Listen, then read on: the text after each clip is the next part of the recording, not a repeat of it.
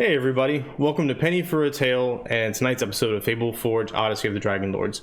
Our first show on this channel. Oh, the map's messed up in the bottom. See, I was so busy trying to get all this stuff going. I knew I forgot something, and there we go. Look how pretty that is. Okay, so welcome. I hope that you enjoy yourself tonight. If you haven't gotten a chance to yet, we have the archive of all the Odyssey of the Dragonlords episodes on Fableforge's YouTube, which will eventually become... it will be coming over to Penny for a Tale's YouTube, but not there yet. So you can check up on that archive if you want to see what happened before this. But because we're on a new channel with a new group of people and all our new friends and family, I am going to do a little bit of an extended backstory introduction tonight to try and catch everybody up to speed. And also, amazing players before you, they will introduce themselves and their characters. And players, if you have social media or any projects, feel free to plug those. But yeah, without any further ado, we're going to kick on over to the intro, and then we'll come back and we'll introduce everybody, and then we'll do the backstory, and we'll jump into tonight's session. All right? See y'all in a minute.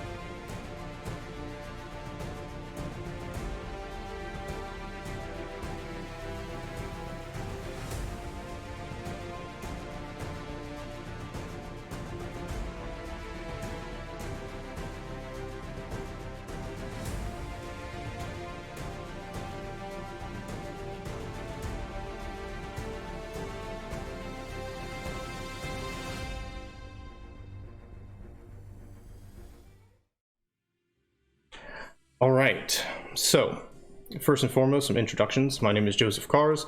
You can find me on Twitter at Joseph Kahrs. It's not spelled like it sounds, but if you go through the links, I'm going to put some links up here on the overlay for me and anybody else that wants some of the players, like we do on the Hearts of Shadow campaign on Tuesdays.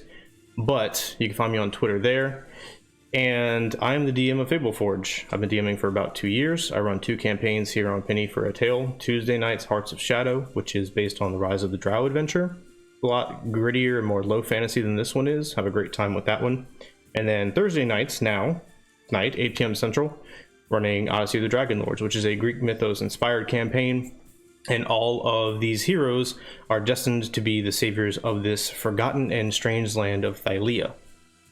That's really all I have going on right now, because I devote all my hobby free time to this. So I hope you enjoy yourselves, and I'm going to pitch it over to the players to introduce themselves and their characters a little bit. And I'm going to go to left to right across my screen. So, Ari, you're the lucky first one. Thank you for doing that to me. I guess I've suddenly forgotten everything creative I was going to say. So, I'm Ari. I am the resident Canadian on the squad. My pronouns are she, her. And I don't do anything else fun for the D&D stuff. I occasionally make TikToks, but haven't yet thrown my username out to the world. But someone else say something creative. I don't know anything, but I'm happy to play. Okay. Do you have anything about Euron? Thank you for the prompt.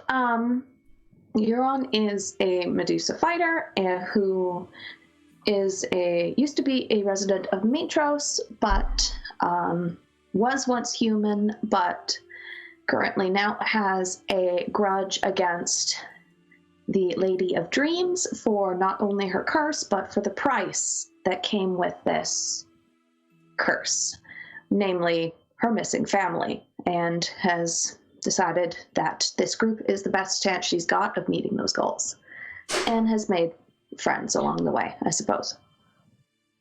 All right, good deal. Thank you, Ari. And make sure you let me know when you release your TikTok to the world, because I just discovered it and it's awesome. Okay, next up on my screen is Austin. And just so everybody else is ready, after that is Cory, then Shaybs, then Josh. Hey, I'm Austin. I stream under the name Viperdine. You'll probably see me in chat every so often. If you want to follow me on Twitter, I was never able to actually get Viperdine. I got Viperdine 2. You'll also see it in our little character panels or whatever that comes up. I basically just like streaming basically anything. Play a lot of video games. Been trying to get more into D&D. And that's basically all I have about me. As far as my character, I play Syaanis. He is a satyr rogue. He's very snarky, and I try not to min-max with him too much, but I like hitting things really hard. So yeah, just expect me to be super snarky. Yes, our resident broody and snarky boy Syaanis. I love it. Awesome, thank you. All right, Cory. Hello, all. Cory. I play a human wizard. He is very mysterious in ways. The party he joined halfway through, and he, oddities out the way, and he started battling with them and growing closer as a group, the squad, if you will. But I could say I'm the lucky man of the group, but after all, I just lost some of my core items, and I feel kind of weakened. But as far as anything not D&D, I also enjoy anything nerdy, any gaming wise, or even big sports buff here. So you want to talk any NHL, NFL, NBA, MLB, doesn't matter. I can get into any conversation with any of y'all. So hope to be hearing from y'all. And Renatus is the wizard you need to watch out for. Fireballs everywhere. I'm telling you, you better watch yourself. It's gonna get hot. It's gonna get steamy. I don't know if this is that kind of show, but maybe it will be in the future. Shaybs, you're up. I mean, with me around, it's possible compared to what happened in the other show. Hi, y'all. I'm Shaybs, or Fara. You might recognize me from Tuesday's show. I played Bryon in that one, but I'm here to joining this lovely group of people to play some D&D. I am Shaybsy Shark on Twitch and Twitter, and also TikTok, since you've mentioned it before. And I'm kind of just a socially awkward, chill person. Pronouns are they, them, or zers. I've been doing D&D for a while, and I'm just really excited to be here. I like hanging out. I like making new people. I like the role play. And yeah, other than that, I'm super boring. Not gonna lie. I'm a big nerd, but that's about it. A little bit about Pholon. I am actually getting to know him more myself. In previous episodes, he is a character that appeared.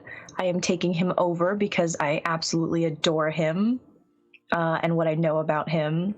So I'm very excited to be taking him over. Just a good old happy-go-lucky fun sport, drinking karaoke friend to go out with and party, always into some sort of mischief, but all in good fun. We're here to have fun. We're here to party. We're not here to make enemies. Here to make some loyal friends and drink their hearts away, So yeah, that's a little bit about him. Centaur monk. So I'm excited about that. He's gonna throw some punches, y'all. That'll be great. Maybe a little jab in there. All right. Thank you, Shaybs. And yeah, very excited to have you pick up Pholon. He's one of my favorite former NPCs. All right. Josh, last but certainly not least. Hello, everybody. My name is Josh. I've been a gamer my whole life. I enjoy a wide variety of entertainment, former military. Now I do this on the side as fun. I just love spending time with good friends, and it's the best way to stay connected with my guys from another state. So here I am. I play Lycus the Magnificent, a satyr of wide renown. Pretty much his name is on the tongue of everybody, no matter where he goes, or so he believes. If someone doesn't know his name, what hole were they living in? Clearly, they must have been living in a hole. So he's currently battling the wits of a goddess, the goddess of music and lyrics and song herself, Kira. He's going to be the next Dragonlord. At least in his mind, he's going to be the next greatest thing.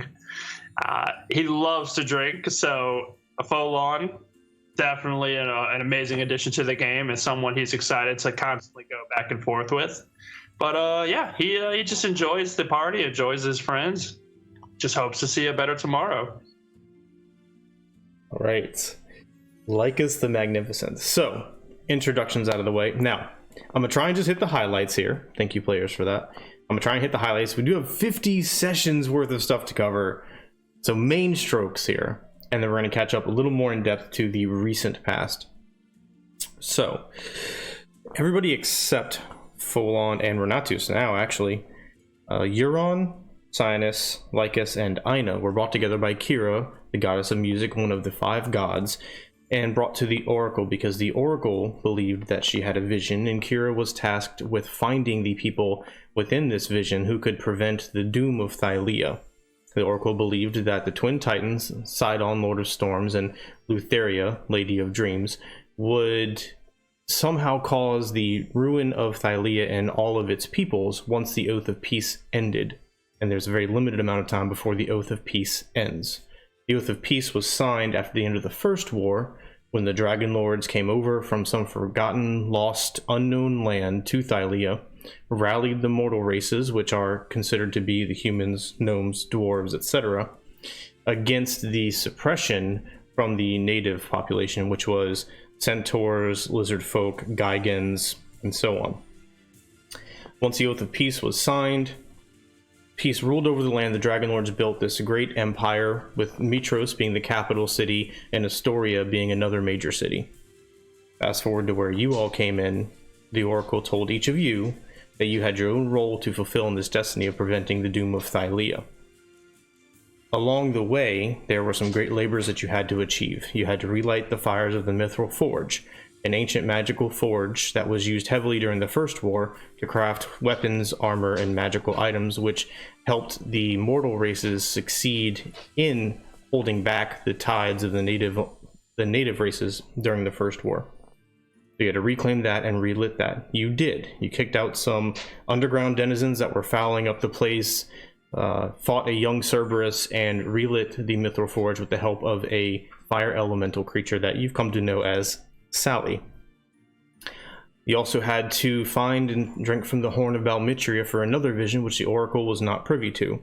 You tracked the Horn of Balmitria down to the Temple of the Old Wood and took it back from Demetria, a corrupted dryad who had stolen it. You had to reclaim the Ultros, the legendary ship of Estro Archelander, one of the Dragonlords, one that fell hard in reputation because of his ferocity and mercilessness in assaulting and destroying the Gigans after the First War. You also had to claim the armaments of the Dragonlords. And in order to do this, you traveled to the necropolis at Telemach, a massive tomb with, well, tombs. It's a massive tomb city with tombs for each of the Dragonlords of the First War and those that came after them. After negotiating successfully a labyrinth and taking on Graxus the Minotaur, an ancient guardian of the necropolis, Xander Hurath himself, the first and leader of the Dragonlords, gifted each of you with weapons and armor from himself, thereby cementing your place as the new upholders of this destiny and Thylia's last great chance at peace. Along the way, you visited Astoria, where you met King Pythor, one of the 5 gods, and his daughter Honora. Sidon was holding the city captive and threatening to overwhelm it with a force of centaurs and cyclops if Nora would not be sacrificed to pay tribute to Sidon and make up for past transgressions from the people of Astoria not worshiping him as they should. He tried very hard, unfortunately were unsuccessful in stopping that sacrifice from happening, and now Princess Nora lies dormant in the suspended stasis through the power of Kira, the goddess of magic in Astoria. Moving on to Mitros and your quest to free that city from the confines of a vicious hurricane blocking off all travel, and also to further your goal of reclaiming the Ultros, you met King Akastus and some of his advisors. You also met Queen Valis, another one of the 5 gods. After claiming the Ultros, dealing with some of the things happening in Mitros itself with the Cult of Lutheria, an old enemy of Syaanis and Lycus's, and getting to know the people there, you moved on to reclaiming the Ultros and then set sail from there. King Akastus and his personal guard aren't too fond of you, and you've gained the feeling that it's probably because upon your arrival and reclaiming the Ultros and freeing the city from the hurricane, you've taken some of the limelight away from him, and he's not too keen on that. So he tried to imprison you unsuccessfully, because you pled your case in the court of Mitros and were allowed to walk free, being found not guilty, and the populace of Mitros stood up around you in support and the hope that they have for your overall quest.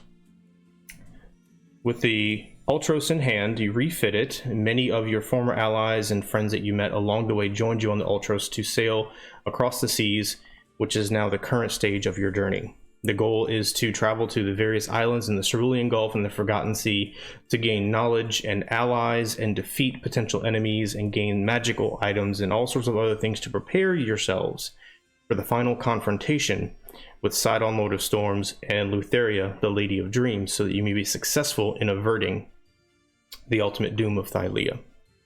You visited the Isle of Yonder, the ancient Gygan stronghold, where you snuck in and were able to get the missing piece of the Antikythera, a navigational device, to find the rest of the islands that most mariners don't know about.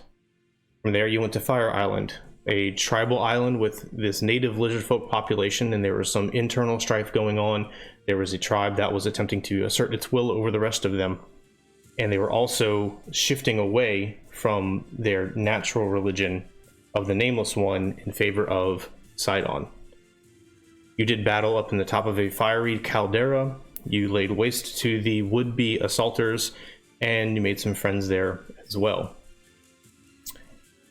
Since then, and that was relatively recently, since then, Aina has kind of drawn into herself, and something she experienced along the way with a Tempest Rock that you fought on the Isle of Yonder and she was taken away, or maybe something she heard from the Firewalkers or the Tree Spirits on Fire Island caused her to question some things about her own world perspective, and she's kind of withdrawn for a bit. From Fire Island, you decided to go to the island of Themis, a destination that many of you have been told is on the path for you in your own personal character journey from the various NPCs, people that you've met, and also the Lady of Coins who was with you on the boat, a mercenary, smuggler, thief type headlord, a Medusa, who made a deal with you in Mitros to foment a slave rebellion and uprising in exchange for you all taking her and helping her at the island of Themis for whatever her purposes may be there.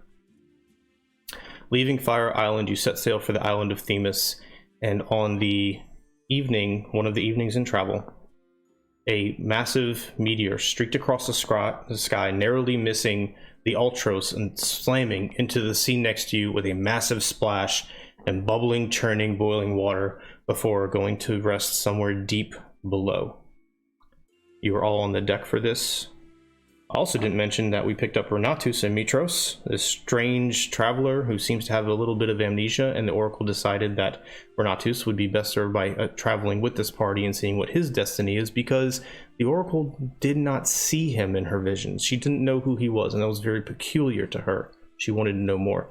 And we all know Pholon got picked up along the way and is now bonded with Euron, a very brotherly, sisterly thing to prevent Pholon from succumbing to a curse of his tribe, who hails from Scorpion Island. So, that all being said, let me turn my music up here and change the music a little bit.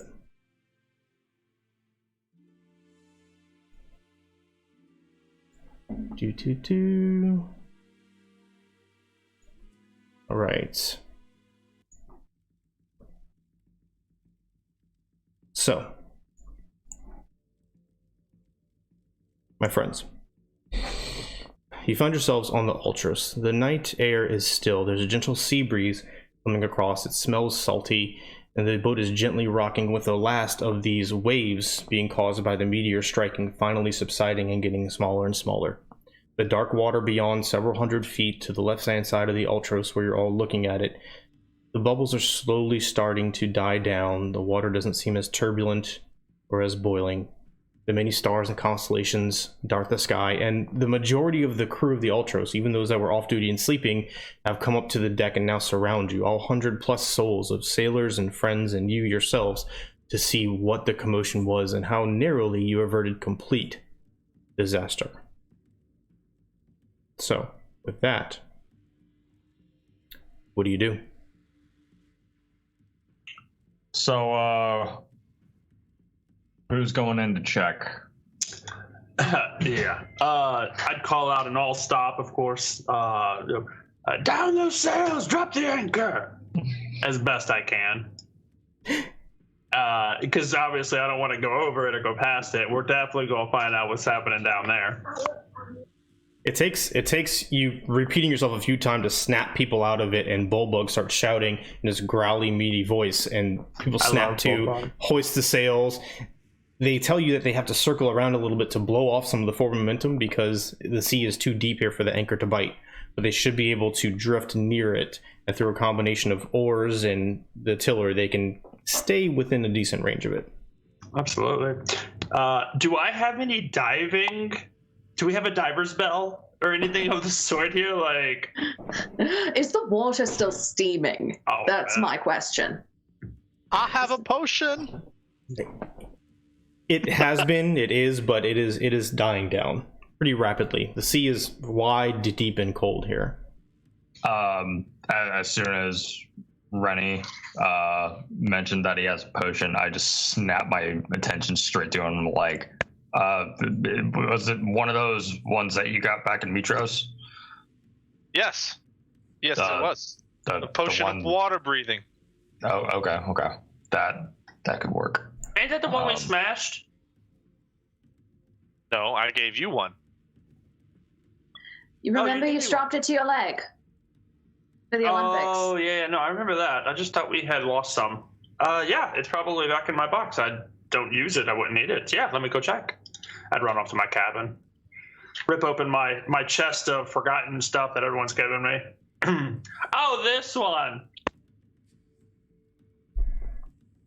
I have a lot of gifts. Yeah. Let's just be real, all right? I have a following. People give me things. I'm used to it, and I'm so humbled by it. And you do. I don't donate it. Let's not get crazy. But, I love seeing their adoration for me. I'm running past down to the second deck and then to the captain's quarters. You notice that there is still one person here on the second deck, and that is Lorius tending to the dragon eggs. Hey, buddy. What are you doing? I just figured that it would be best for me to stay here, Lycus. I can see what's going on just fine, and I didn't want the eggs to be damaged. Okay. Yeah, so the eggs look good? Not suspicious at all. They haven't moved. Would you like to see them before you go again? Oh, no. I'm sure you're doing wonderful. Glorious. All right. And I just kind of take off. Suspicious mother. Son of something about that guy. Just take off. You got it.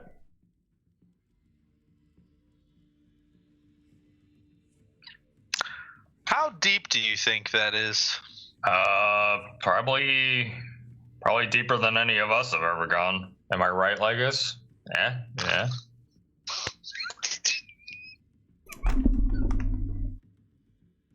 Stop. You're on the kind of like blank face for a second, then just. Hey, congratulations! I provided the first character break. Yeah. Yeah. Yeah, so I'd show back up with that potion and just saying that one, and it's like, I have to be professional. Stop it. Jab him in the ribs. And I'm like, all right, so I don't know about you guys, but considering the goddess of death has a bit of a grudge on me that she doesn't want to give up, I don't mind going down there because I'm pretty sure if I were to drown or something, I'm more than likely gonna come. You would up. float back to the top. Yeah, I'm thinking that because yeah, you are. She had the opportunity to kill me once and she didn't take it. It's not exactly her we need to be worried about. Oh, well, I'm just staring intently at the choppy waves. I mean, yeah, Sidon's a bit of a dick too, but Don't, you are in the middle of his fucking domain. Don't insult him. I didn't say it out loud. I said it under my breath. I think we can all agree he knows he's a dick. I think he would even say he's a dick. Like, let's be real. He's a dick. At Kira. Yes, Lycus. What do y'all... Did she just miss us with a big rock? Or did Sidon just miss us with a huge rock? Like, what the hell was that? Pythor saunters over a little bit. He's been in the wine. Where else would he be? My buddy. I don't ever recall meteors during the First War. I don't think this is Sidon, and this is far too direct for the Lady of Dreams. I don't know what this is. I don't think it was them, if that helps. You wanna go for a swim? Absolutely, I do. Let's go. Not with you, though. Syaanis, I just had a thought about you wanted to go swimming. What's up? It's dark outside, right? Yes, it is. Can you? I can't see in the dark. I think I might need to do it if we want to see what's going on down there. We could probably just hold here and wait for sun to break, because there's no rush. We're literally in the middle of nowhere. I think we can wait. All right. Is it the middle of the night? Is it? The moon is still rising upward. I'm sorry, Rebel's being loud. That's Yeah, it's early night. Time of night. Even then, like, just out of character, would the sun actually make it down to where it is, like, during day? It would only make it to a certain point. Yeah, no, the idea would just simply be we have some light, so when people are in the water, they know which way is up. Right, no, I'm just saying, because, like, I know there's a point where it starts getting dark in the water, but I'm not really sure where that would be. It would probably be at the point. Because I can't. Because from what I remember, it only went down, like, you said around 300 feet, something like that? 300, 600 feet? You're talking to me out of character? Yeah. It's deep. Because I know you mentioned it last session. I did. So,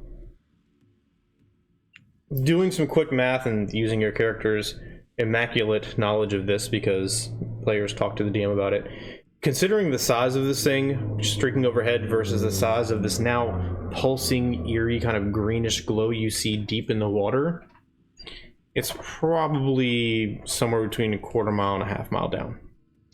Oh, hell yeah. It's pulsing. Definitely going in. It's a moon dragon. That's exactly what this is. Doesn't Aina have a shield that, like, glows? Yeah, her breastplate. Oh, it's her breastplate. I thought it was a shield. No, it's her Iron Man breastplate. Iron Man. Her Iron Woman breastplate. Yeah. It's made out of iron. It's a weird contraption. Then, if we want to do this now, or do we want to wait? Absolutely. No, it's literally right there telling us where to find it. Let's do this shit. Kira, you have the helm. Both bug. You also have the helm. You all know what to do. May I have the potion? I mean, she is the only one that can see in the dark. Wait, well- just her go down? Do you want to float up top? Well, we all float here. Oh my god. Best thing to say before going down into a watery dark Deep dark abyss. abyss. Yeah. Renatus, you can't get more of these, can you? Not right now, but if you have that one still and you didn't drink it, then I still have one as well.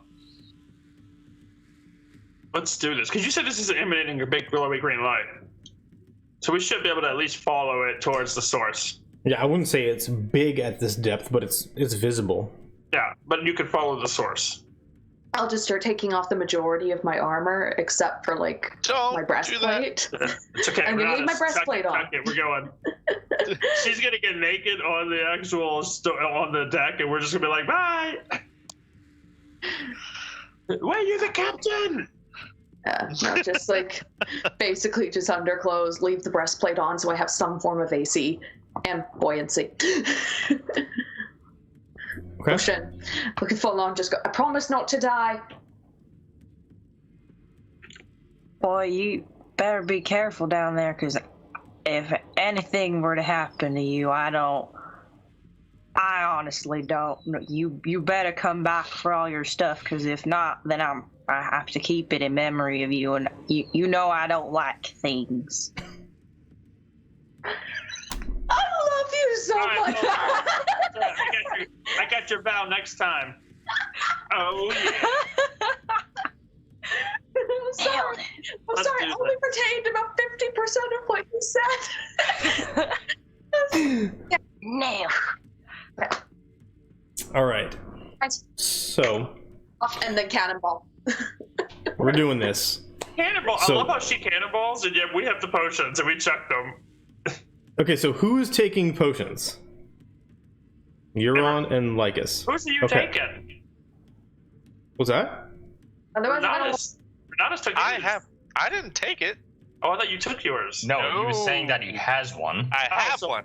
Oh, so I'm going with her. Oh, you, Mr. Fireball, doesn't want to go into the deep, dark water? I just had a traumatic experience with a whirlpool. I do not want to touch any water right now. Thank you.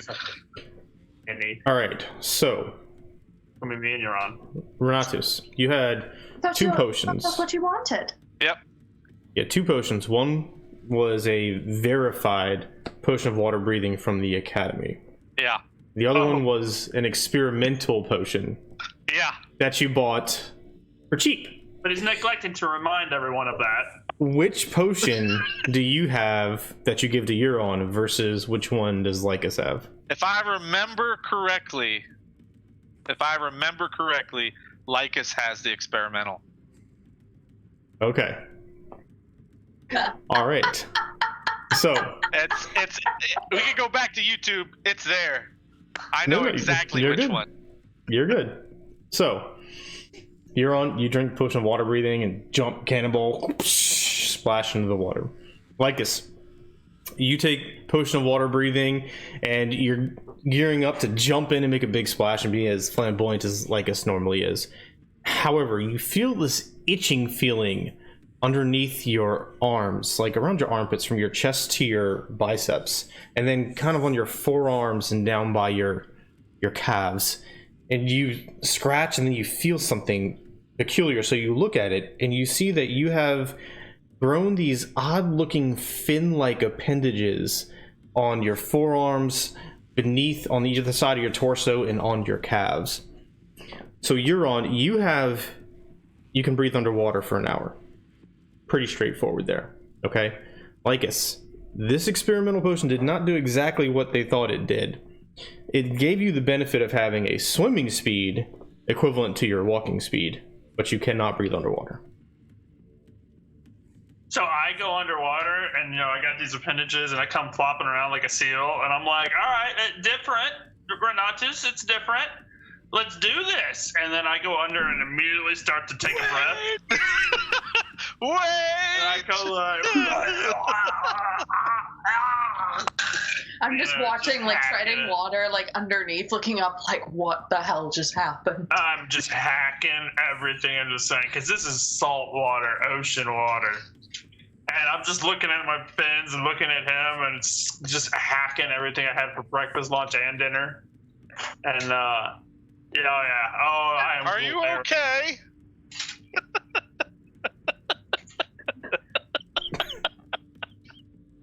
Oh, he's not okay. I don't think he's okay. See that? Can I say that after Euron jumps into the water, Pholon will kind of like hastily run to the edge, like where the edge of the boat is, but then kind of like try to keep his cool, just kind of peer into the water and just kind of like anxiously tapping his fingers, but trying to be really discreet about it, so he's still like this big tough guy. I got it. Oh god, I forgot my list of polymorph items. I'm gonna polymorph into a sea creature. Okay. I need to remember my list of sea creatures, but we'll go ahead and just say the good one until I can pull it up. Pufferfish. Do it. The giant pufferfish. Giant. I would go merman. Merman. I'm just imagining, like, a sunfish. Like those dumb-looking things. I would try to go for a lion. I would go for, like, the lionfish, and then I would get the sunfish. You know, like a dorkfish, you know? No, you go for the anglerfish. You had a little like. Oh, that's badass. I haven't seen one though, so I can't turn into it. I'll find it, but yeah, I'll let you know what I turn into as soon as I pull up my list here. giant squid. That's fun. As soon as he gets his polymorph form and, like, is good to go, I will start swimming down. Okay. I just attack her.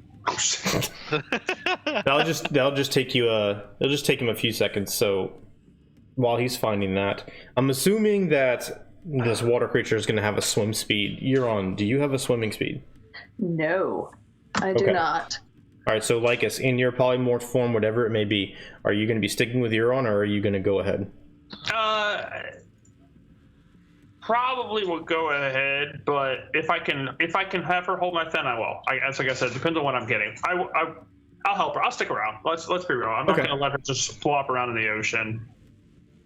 She would get Euron. She would get lost. You got it. Okay. If it's half my moving speed, like my regular movement speed, then I'm 15 feet. Yeah, per round. Correct. Per round, yeah. 100%. Oh, God. All right. So both of you disappear into this dark, cold water. It takes the breath out of you for a moment, and you continue on your path down towards this eerie glowing object. It growing bigger and bigger and bigger. It takes you about 10 minutes or so to get from the top all the way to the bottom. However, you get probably 300 to 400 feet down, probably about a third or so of the way, if your reckoning is accurate. And you feel the water shift around you.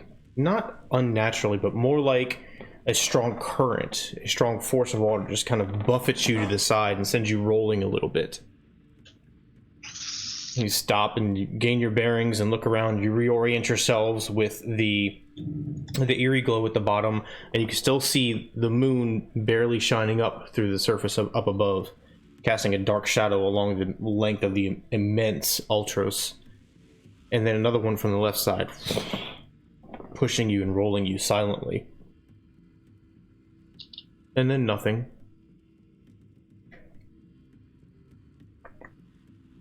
Are you doing anything? Was that like the feeling of a current, or like something just swam past us?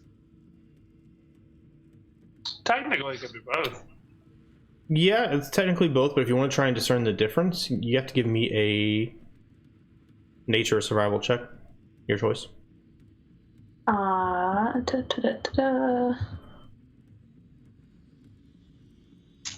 Nature would probably be my better bet. But that is a 5, so... Water. It was powerful. It wasn't just confined to like one spot on your body like a small fish. It was kind of this wall of water shifting through. but you're getting used to getting pushed like to the left a little bit based on looking up the Ultros and keeping yourself oriented. And this came from different directions. So either it was a strong surge of current from another direction or something very large is swimming relatively near you. Do you have an animal for me yet, Lycus? Almost. I was looking. The only thing they have is a giant crocodile, but I don't want to do that because that's not a. It holds its breath. It's not an actual. I could do a killer whale. Oh my god, that's awesome. Yeah, I guess we'll do like a whale or killer whale. It's the only thing I can think of. That's CR3. Okay. What would you think is fair for me to see in the water? So, I mean, would that be a whale like, and we'll just skin it as a killer whale? That's 100% fine. Any kind of normal whale you would have seen over the last few days, or a few days you've been on the Ultros. And she can call me Willie. I don't think y'all be calling each other much of anything in the water, but sure. I mean, you can both make sounds, that's for sure. All right. Yeah. All right, I'll do the. So. Hang on to your dorsal fin. Yeah, that's what I'm saying. Like, come on, hang on here. You got this. No, like. Okay, Cleewick, let's go. The water. I wouldn't notice the buffeted water probably. I've never been swimming. You know, I'd be like, oh, that was weird. Sure. Head on down. The water between the night sky and the depth you're at, the water is very dark. Even for you, Euron, as Lycus sometimes will swim ahead strongly, and then you kind of lose grasp of the tail, and then you lose sight of him pretty quickly. Maybe 20 feet max is the limit of your vision here. And I'm assuming killer whales do not have dark vision. Oh my gosh. I don't know, but I have echolocation. Okay, read that real quick. Let's see. Whale can't use its blind sight while deafened. Oh, I have blind sight. Oh, okay. Of 120 feet. Oh. And apparently I am still holding my breath because I forgot whales have a blowhole. It's okay though. We're just going to stick with it because I'm not going to go back to the list. So okay. I'm a whale. They can hold their breath for a long time. You're fine. Yeah. Echolocation. Because now it sounds amazing at this point. Of 120 feet. All right. So I will say that when these two massive waves, the underwater waves, as current hits you, and you see Euron go rolling, it doesn't affect you nearly as much. But you echolocate, and you do see within 120 feet, kind of swimming around, this 60, 65, 70 foot long, massive shark. It's circling. And those waves are coming by when its massive tail sweeps in your direction when it's closer. The surge of water sends Euron rolling. That's cool because I'm a huge beast, so I'm like, hello, are you? It doesn't respond to your whale. I'm sorry. I don't worry about it. I don't tell her. Well, I do tell her. I go. You know, I do my whale. I tell her whale voice all the time. Does Euron speak whale? Yeah. Can I infer anything from that? You hear the most majestic and beautiful underwater sound you've ever heard in your life, and I just sound elated. I start getting sleepy. Yeah. Oh, I have that effect. That's cool. I'll take that one. I'll just hold on to the dorsal fin again, and you got it. All right. So continuing down deeper and darker and deeper and darker, this glowing sphere-like light grows in size and in brightness, eventually sending scattering like sun rays throughout the water around you, twisting and twinkling a little bit as the current shifts the light itself and bends it around you. Here on the seafloor, adjacent to where the meteor impacted the ground, you see the ground has kind of upturned a little bit, not explosively, as it by this point was sinking relatively slowly, but it has just kind of embedded itself in the seafloor, and this massive column of rock and stone on either side has pushed up from the seabed. There's a little bit of a drop off nearby, and down at the base of it, there's these really, really tall, eerily beautiful, like a seaweed bed. And you, killer whale, echolocation Lycus, there's a bunch of small creatures in there because it kind of buffets them against the current, and they have a nice little home there. Otherwise, you still see this massive shark, you sense it, circling above, but it doesn't go down more than 100 feet away from the seabed, so it kind of trails off away from you as you're getting lower and lower and lower. You can see clearly now out to the depth of, out to the range of this bright light you're on. 5, 10. Say 30 or so feet from the center point out, and y'all are like right on the edge of that sphere. Otherwise, everything around you is pitch black. Now,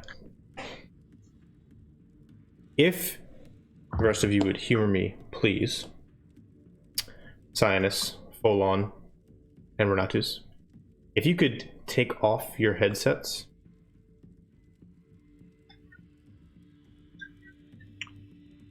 Oh no. And I will give you a thumbs up. Yeah. Please don't kill my sibling.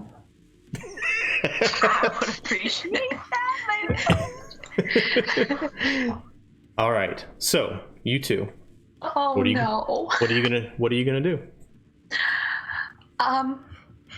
Well, I'd like to swim up to it and kind of not touch it, but get as close as I can, and just confirm, like, what is this thing made of? Does it look like it's rock? Okay, so you're gonna approach the meteor down within this kind of split crack. And Lycus, what are you doing, killer whale? I'm bumping with my nose. You're gonna touch it? Yeah. Doesn't touch the butt. I'm gonna touch the butt.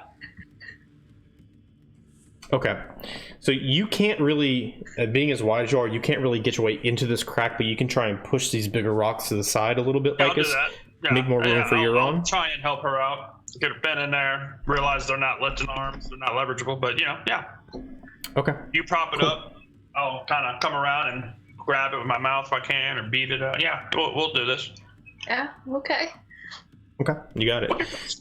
So penetrating into this crack, you can get up to maybe your torso, give or take, before your hips and your armor kind of hangs up a little bit, but you could reach this object. It has a rocky exterior, but either during its impact with the water or its entry and burning through the sky, a good portion of one side is kind of sheared off and revealed inside this 4 or 5 foot wide ball of strange shiny rock, a smaller, dense, almost perfectly spherical orb of metal. And this orb of metal itself is glowing phosphorescently. As the water shifts across its surface, it releases like these little sparks of greenish energy, which is what's illuminating the water around you. Does this look like anything we have ever seen before? I'd have to say probably not. You can give me your D20, a random D20. Sure. With disadvantage. That's a 12. With disadvantage. Okay. No, it kind of reminds you of these small, like, metallic marbles that some people play, like, gambling houses and things in Mitros, but this is significantly larger. It's probably the size of a cantaloupe or so. Could I suck it into my mouth or anything? I can't reach it, I'm assuming. Okay, Kirby. No, well, you know. No, like, I didn't know if I could get my head in there and just grab it and go. No, my whole point would be, I'd be like, I will try and reach in then. If Euron is able to get it out, if y'all want to touch it and interact with it, and Euron's able to get it out, she could pass it off to you, sure. Okay, Yeah. I'm gonna touch it. Yeah. You're gonna touch it? Yeah, it's a glowing green rock. Well, actually, I'd like to hold my hand, like, if this is the edge of the ball, I'd like to hold my hand, like, a little bit away first to make sure, like, it's not boiling hot somehow. No, I know. Okay. Like, is it throwing heat? It is not. As your hand reaches out towards it, you get the slight tingle, similar to the arcane electrical energy that you've felt being summoned before. It's a battery.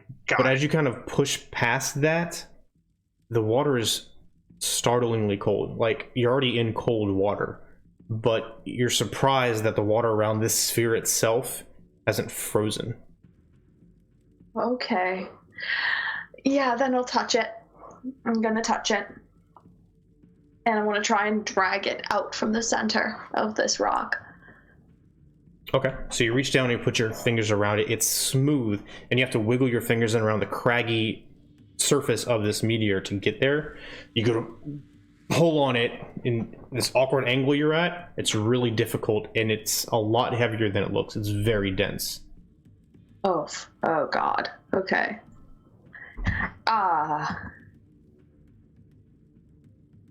So if you want to try and keep pulling it out, I'm going to need a strength check. Okay, I will do that. Strength. Ability check. That is a 15. 15. All right. You're able to jostle it loose a little bit to the left and then to the right and wiggle it. Your arms are straining and you're kind of pulling your neck and shoulder muscles as all the weight's against your hips, fastening you down even further. You're able to pop it free and it slips out of your hands and rolls underground onto the sandy seabed, kind of out of the crack, before you can wiggle yourself back out and shift your view to it. Lycus, you see it come rolling out of this crack, bouncing off the rocks and settling on the seabed. I'll snag it. Okay, at the same time, as this thing shifts, you feel as it hits the water, as it hits the seabed, it sends out this small pulse.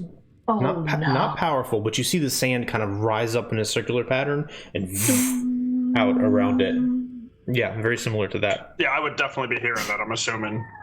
It doesn't make a noise. It doesn't make a noise. It's just you see that energy wave from it, either the weight or it impacting the ground, something. Okay. Euron will look at Lycus with just wide eyes the moment that happens. And then make and I'll just make a point at it, and then I'm going to make a kind of a cold gesture. I will attempt to pick it up in my mouth. Okay. If possible. As killer whale is strong enough based on your size, you can reach over and use your teeth. You gently grasp the thing. Your teeth get cold, like when you drink an icy too fast. Your mouth gets like almost frostbitten from how cold it is.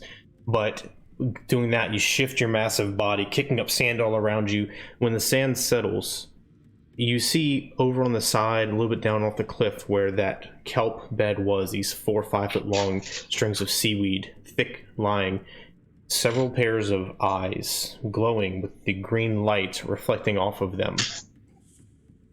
Slowly, these creatures slither out of the kelp, and before long you see 4 8-foot-long eels slithering out across the bed to investigate you and that orb. What are y'all doing? Okay, Flotsam and Jetsam. Little Mermaid. Yeah. No, I'm gonna look at Lycus and make an up. She makes it up. I'm already up. No, yeah, I will bump her as hard as I can, and fin her. Fin her. I will grab on, yep. And you better hold on. That tail goes, just. I will find whatever I can grab onto, yeah, and just hold on for dear life. I got a 60-foot move speed. I'm gonna dash as best a whale can dash. All right. So you take off. The sand around you clears, revealing a rocky seabed below, and twists up and curls around you as you jettison towards the top like an underwater rocket. These eels, sensing this, slither after you, and they can keep speed, but you've got a good 50, 60-foot lead on them. You climb higher and higher and higher, and eventually, Euron, you get to the point where your body starts to feel strange. You start to feel achy and kind of disoriented. I need a Constitution saving throw. Oh, Joey, are you gonna give me the bends? I'm not gonna give you anything. I'm seeing what your body does. No, she's breathing water. You don't bend when you breathe water. It's not possible. She still has nitrogen in her blood. Okay. That is a 14. Okay. So, climbing up, you were able to hold on to consciousness and keep your grip on him, but your body is affected by this. You didn't feel bad enough that you pass out and then fall loose, so that's a good thing. You do take a point of exhaustion, and you do take 6 bludgeoning damage. 6. That's so awesome. You gave her the bends. Why would you do that to me? All right. Okay. 1, and I don't. Okay, where's? I will figure out where the exhaustion is somewhere on here. Okay. Oh, there we go. All right, so everybody on the Ultros, after a good 20-25 minutes or so, you see Lycus kill a whale, like free really out of the water, and Euron holding on to the dorsal fin go flying through the air and slipping loose, and then slamming in the water next to him 20 feet down, and they start swimming rapidly towards the Ultros. You guys have the scene. Yeah. So I'll get her over to the Ultros. Y'all see the orb is in my mouth, being held together with my teeth. So there's a glowing round object in Lycus's mouth, about the size of like a cantaloupe. And Point real quick. As you expose this thing to air, after 20 or 30 seconds, it starts to dim and then it stops glowing. you know, as soon as Euron gets to the surface, she's just gonna try with your help get to the edge of the Ultros and then just tread water and looks dizzy as fuck. Start yelling at the people to throw a rope for Euron. I will start panicking and see whoever ends up having one end of the rope and then just grab the rope and excuse me there, friend, I'm gonna borrow this, and then just start running and throw the rope and hold it You got it. At You've that heard point, of running start? This is a centaur running start. She leverages so heavy out of that water and flings over the other side of the boat. like if you're catching a particularly rowdy fish, just whoop and then just slam onto the deck. Are you still a whale form? Holding this thing? How heavy is it? Pretty heavy. It's heavy? I will, yeah. If I get whipped up onto the deck, I will kind of lie there and just go, it's fucking heavy. Yeah, you feeling it outside of the water now that you have, the boat, the Ultros underneath you and everything, it's probably a good 180 to 200 pounds. Oh, wow. I'm just gonna Syaanis. I'm gonna keep slapping my head against the water and putting it up orb, slapping my head. All right. So you're still in the water, Lycus? Killer whale Lycus? Well, yeah, because I don't want to let the orb go, and I can't hold it. As you're slapping your head, come on, you feel this water beneath you swell and push up against you, and you feel that same entity that you saw before circling on the way down pass beneath you and then start to go around and then come back in your direction. All right, well, I slap harder. I'm attending to Euron. I'm gonna call some of our big guns down here, some strong guys, and it'll be okay, we're gonna get these guys down there to get that orb. Get the orb. Okay, Bullbug goes down, takes him 15-20 seconds. You feel the water shifting rapidly in your direction. He grabs it and starts hoisting himself back up. This thing's coming quick. Lycus. Fuck do I care? I'm a whale. Fuck that thing. Okay. You hanging out in the water? Oh, I see Bullbug coming. I'm not gonna be let me get away. He came down and grabbed it. Oh, he did? Yeah. Oh. I'm gonna be what the fuck? And I'll face off with this shark. It was the shark or the eel? This is that shark. Alright, yeah, I'm gonna face off with the shark. Be what's up, bitch? I'm a whale. Okay. How much bigger is it than me? Because I'm a huge beast. I'm huge. He said 65 60 to 60 to 70 feet. Wait, so right. It's a big fucking shark. Well, what am I? So, like, I'm huge. So what does that make me? All right, so you got regulars like 20 feet? I thought that would be large. Sharks should be like 50 feet, I think. No. A killer whale is 50 feet long. 5. Oh, no. No, a killer whale is like, I'm going meters here, 5 to 7 meters long, which is tell the American 15, your measure. like 15 to 20 feet. 18 to 20 feet. Oh, Yeah. I was So about that to shark's say, what's 3 that in times British bigger than you. units? Are you facing off with it or not? No, I'm not facing off with it. Okay. I thought we were like around the same size. No, It's 3 not even times bigger close. than you. Okay, well, I will be departing immediately. That changes everything. I reach again, and then I revert back on my way in. Like, I'm going to slam the boat, and then I and then I will revert back on my way down. Okay. It's this massive, like, pool of water, like, just erupts. And you see me go airborne, and I'm definitely not going to miss the boat. Oh, yeah. Okay. That's good to know. All right. So you slam on the deck and catch yourself a little bit. You're wet. You're soaking. You're freezing. But you're safe. And then the entire boat kind of slowly rocks and get pushed a bit as this massive entity beneath changes course and heads back into the murky depths.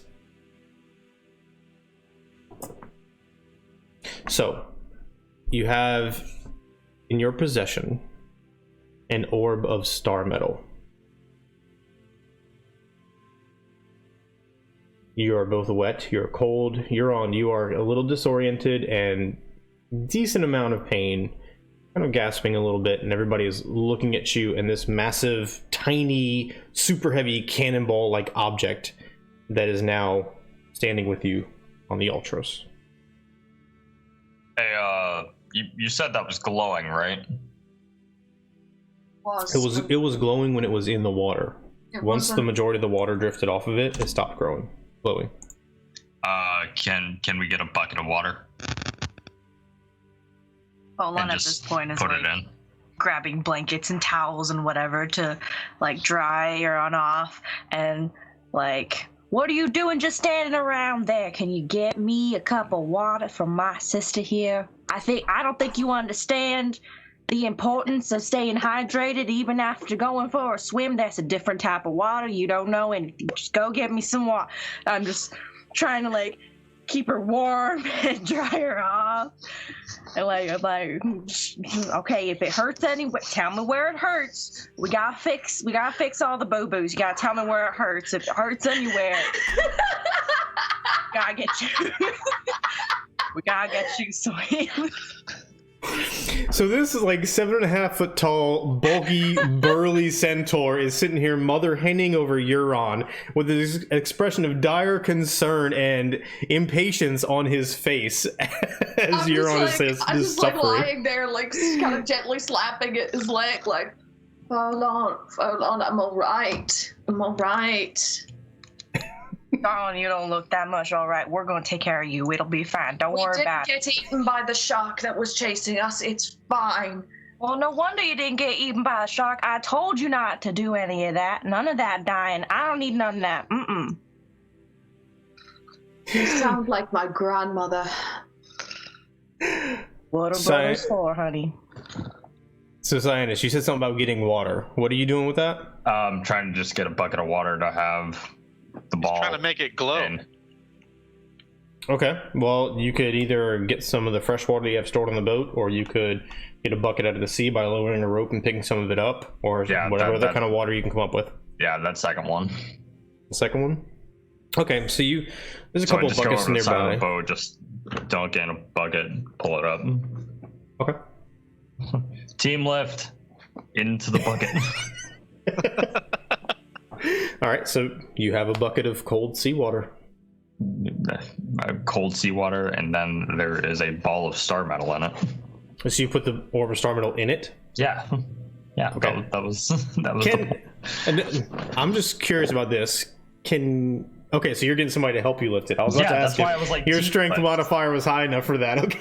That's why I said team lift. You're not strong enough. So with a heavy and splash, the Aura Star Metal sinks down into the bucket, and then after several seconds, once again, it starts glowing brightly, filling this thing like a chem light inside this bucket.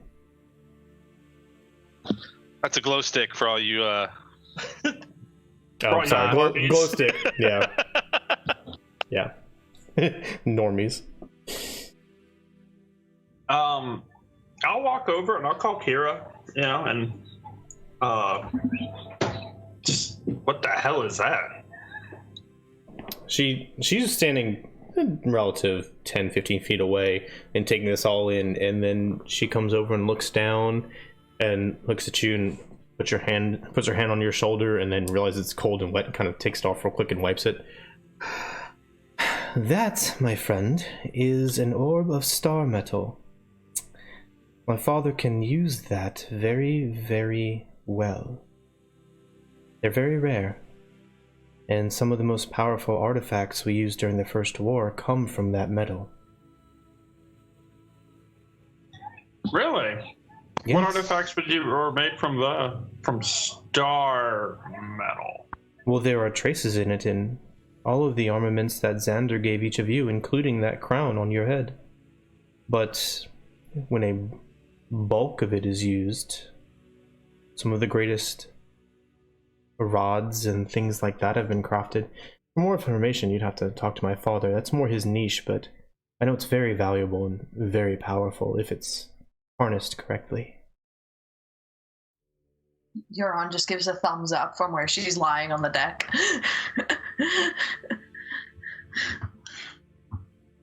That sounds exciting.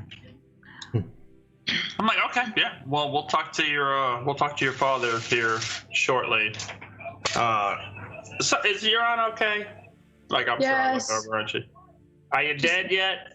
Euron's doing just fine. I'm taking real good care of her. The gods let me live another day. Well, It'll of be course they did. She's right here. I had nothing to do with this. I told y'all, I'm here to document and advise. I'm not getting in the way. You're never. I'm not in my entrusting way. my. Yeah, I'll just sit up slowly and just like kind of put my head between my knees, sort of vibe, and just go. Syaanis, and from my knees, not looking up, and just go like, Syaanis. Yeah.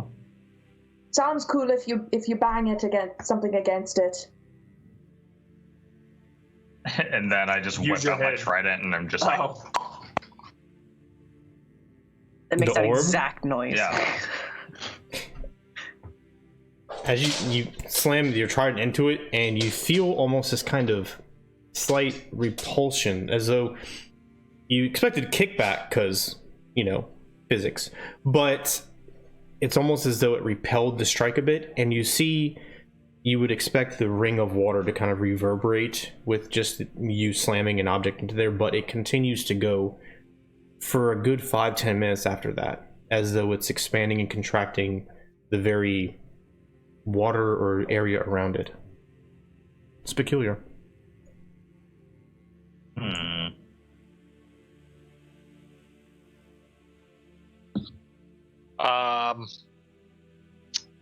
Do I sense any magic from the star metal inherently? Give me an Arcana check. I can do that.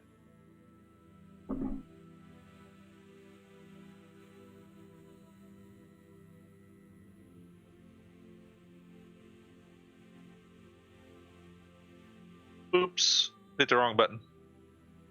That's okay. There's more of them.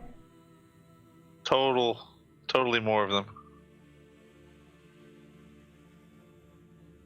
Oh well, I'm gonna roll because it's not working on my end. So that's a 13. A 13. There is... How to best describe this?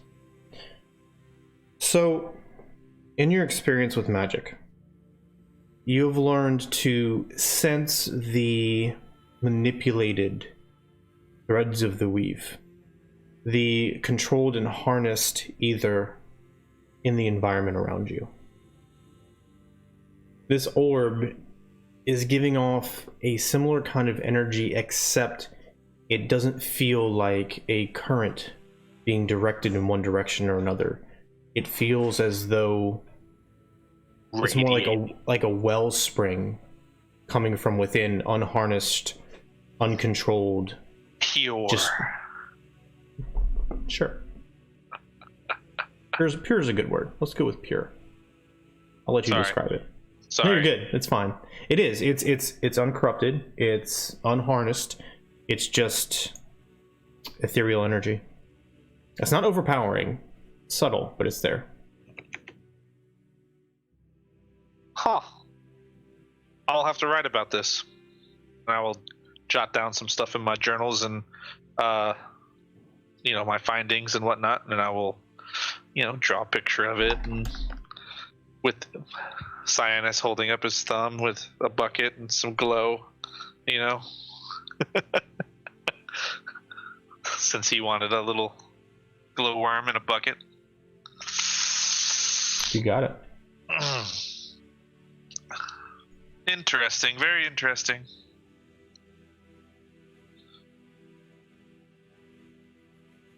All right, well, if that's all said and done, well, let's get back underway. All right, Captain. All right, it's enough loafing around. Get to moving. You, grab the sails. You, get on the tiller. Let's go. Everybody starts moving.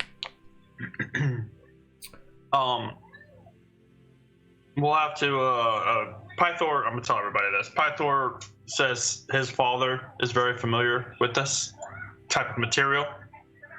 So, who's got the sending stones? Syaanis. Syaanis, you have them? Yeah. Reach out to me and see if he knows. See what he can tell you about it. Yeah, if you don't mind. I'm gonna go check on. I'm gonna go downstairs and check on my eggs. Okay. While he's going down, I pull out the sending stone, and I'm like, "Hey, Vulcan. So sorry if I'm bothering you. I know we just talked a little bit ago, but something came up, and now we have some star metal."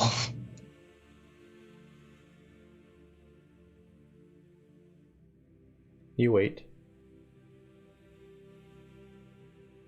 And wait. It's nighttime.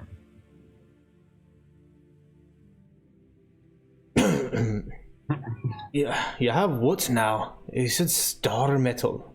Yeah, we found an orb of star metal like pretty shortly after we got off our last communication. Oh. There was a meteor that like flew out of the sky, and it like splashed into the water like weirdly close to the ship. Well, how much of it do you have? Think of a good sized cannonball. Cannonball.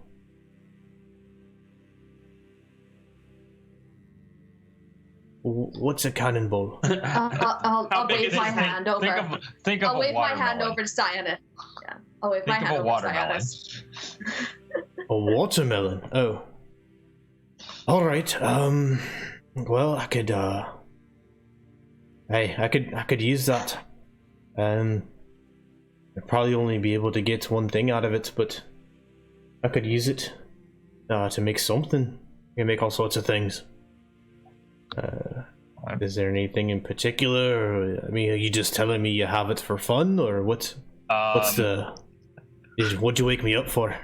Well, Lycus wanted me to tell you that, hey, we found this. So if you're gonna get mad at him. I'll just wave my hand at Syaanis, like, give me the fucking phone. I look over, I see Euron waving her arm, and I'm like, well, it looks like I'm not the only one that wants to talk to you. Oh, bless it. Handing you off to Euron. All right. Sorry to wake you up, Vulcan. You didn't, he did. What is it? Fair enough. Just a question, simply because I do not know. Does star metal normally glow underwater? Only in salt water, if it's potent enough. You could also rub some salt on it and get it to do the same thing. I'm not sure why. Good to know. Yeah, this is quite potent. It is. We could see, it was sank to the sea floor, and we could see it from the top of the waves. Well, that's a good sign. I might be able to salvage it for more than one item or 2 smaller items. It really just depends on how powerful of an item you want, because we have to melt it down and distill it and take the purest core of it, and the rest of it is just essentially it's almost like a low quality mithril, except it's much harder. Okay. But the star metal itself needs to be broken down and refined. What kind of things could you make with it? I've used it for quite a few things. I've made some instruments for Kira that have it. Javelins that can harness the thunderbolts. Blades that are sure to find their target, or at least more sure than normal. It really just depends. I haven't really pushed my limits with it because, well, the requests have been pretty straightforward. Right, then good to know. We will try and get this to you as soon as we can, but if there's anything, let your creative mind flow. I'm curious, if you had free reign, what would you come up with? Well, you already gave me the list last time we talked about things that you might be wanting, so I could see about that. But if there's anything in particular that we settle on for the first thing and so on, I might need you to collect some more rare things so I can do that. The star metal itself, it can be powerful enough for some items, but it doesn't have all the properties for all the items, if you catch my meaning. I understand. Good, we will get this to you as soon as we can. Is there any rare ingredients we could find on Themis, by any chance? I mean, besides raiding the Queen's storeroom, which... Well, as you said, aside from any treasures that they have gathered from across Thylea, nothing springs to mind as being solely confined to Themis. The best place to go out in the Gulf for that type of thing would be probably the Golden Heart. It's got some special creatures and some special plants there that you can only find near the heart of Thylea. Then we may have a shopping trip to do. Maybe so. I will look down and go. Is anyone else want to talk? Can we not? I'd really like to go back to sleep. Okay, alright, then go back to sleep, Vulcan. Alright. Rest well. I will try. Good evening. Click. I hang up the sending stone. I will look up and I will relay to those in earshot. Just say, apparently the Golden Heart has a lot of very unique things. So, eventually if we want to look for rare things, including plants, Renatus, apparently rare things you can only find on the Golden Heart. Hey, I could use a lot of that for my potions. Maybe learn some new potions. But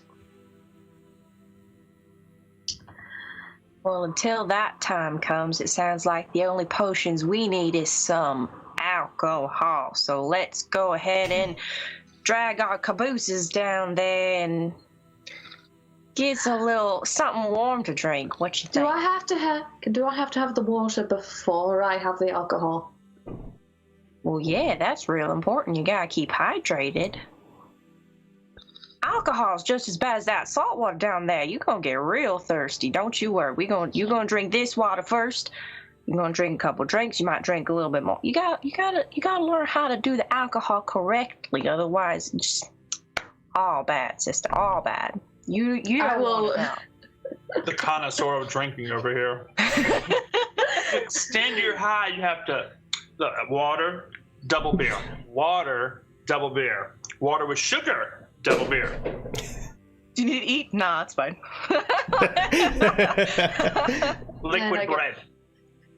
And I guess I'll make my way down and I will chug of water as I'm walking. I want to say I would like to go to the egg room as well. Okay, so you follow Lycus down there, and Lycus, Kira goes down with you as all these bodies scatter, and Syaanis and Euron begin talking to Vulcan. You hear them talking conversation as it trails off with Pholon sticking by Euron as you, Renatus, and Kira go down by the eggs. A little bit of chit-chat back and forth. She's poking fun at you for being so cold and wet, although she is impressed that you, the leader, you chose to go in and you didn't pick some of your friends to go in your place, and she thinks that's a good thing. As you walk down the stairs and you get down to where the eggs Kira are. we're talking about? Yeah. She actually doubted that I would not partake of this adventure myself. She seemed surprised that you didn't send somebody else along with Euron. Pleasantly surprised. Oh. Output. Pleasantly enough to comment on it. I'll be happy to show you my other bravados, my dear.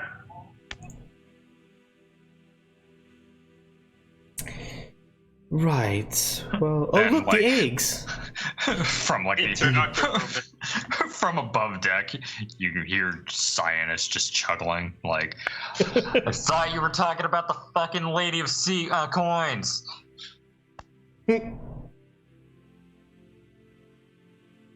All right, so Renatus, you, Lycus, Kira, Glorious are all sitting there in this small little alcove that you've kind of cordoned off on the second deck of the Ultros, looking at your two dragon eggs and their iron heated cradles, for lack of a better term.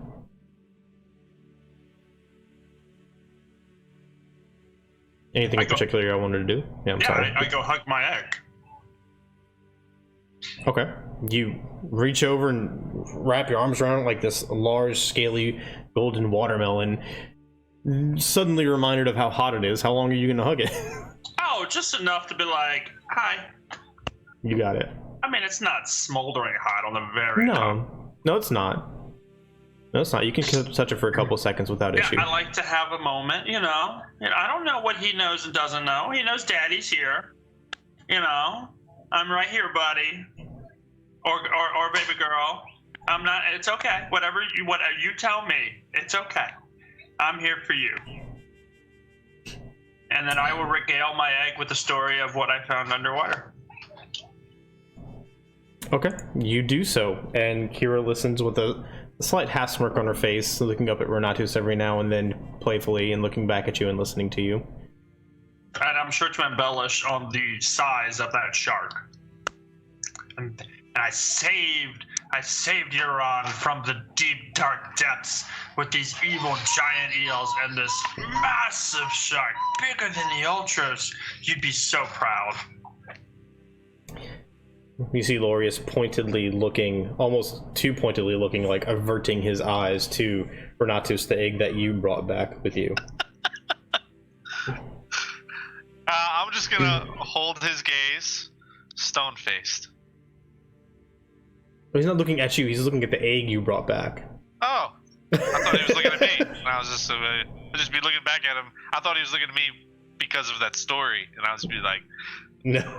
yeah. You're welcome to get his attention, but no. No. I mean, if I look at him and he's staring at the egg, I'm gonna like lower like a little bit, and if he doesn't avert his gaze, then I'll just actually I won't lower. I'm just gonna like see him do it, and then just know that he's staring at this egg. And Oh yeah, he's a creeper. Yeah. No, I know he's a creeper, but Okay. That's fine. Yeah. You stare at him while he's staring at your egg. Well, I guess you finish this story, and once again, you see the embers around kind of glow a little bit as the egg slightly rocks when you're finishing. And Kira looks over to you, that little half smile on her face. I think he wants you to touch it again, Lycus. You're muted. I go hug my egg again. Okay. You reach out and wrap your arms around it, the warmth hitting your cheek and your neck and your chest. And then you feel compelled to hold on. Something says, don't let go. I'm ready for you. You feel this impulse.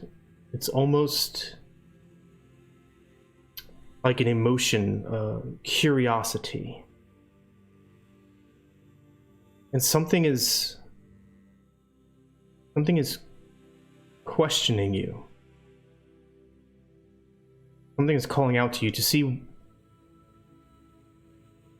what matters. And you feel the urge to communicate back wordlessly through your emotions. Something like strength, or honor, or courage, or power. Some intangible value to guide this entity somehow communicating with you. Is family an acceptable answer? It's whatever message you want to transmit. Yeah, it would be family. Okay. You do this, and it seems to take it in, and it doesn't immediately coalesce. It doesn't immediately accept or understand. There's a strange confusion before that feeling, that impulse kind of fades, and you feel peace. And then you realize how hot this egg is, and you quickly let go. Yeah. Hell yeah. Like, whoa!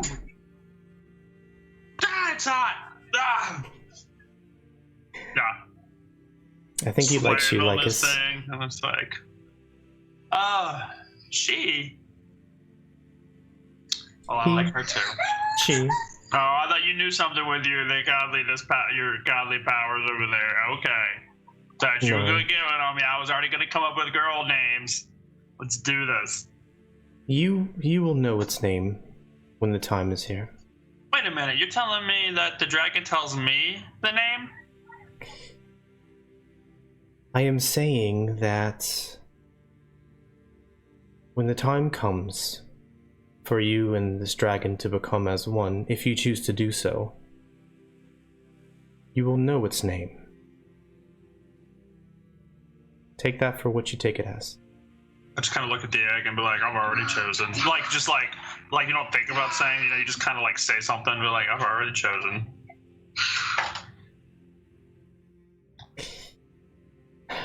Renatus, how are you getting along with your dragon? I'm assuming it's yours since you brought it.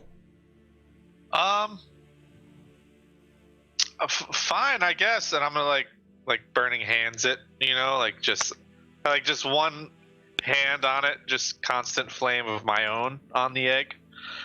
I haven't talked to Lycus about anything that he's felt with his egg, but I don't think I've felt anything from the egg at all. Maybe that's because you're an inquisitive kind of person. And inquisitive people are curious, are intellectual, but often they tend to suppress their emotions to get to the logical truth of a matter. And with family, with entities, sometimes feeling is more important.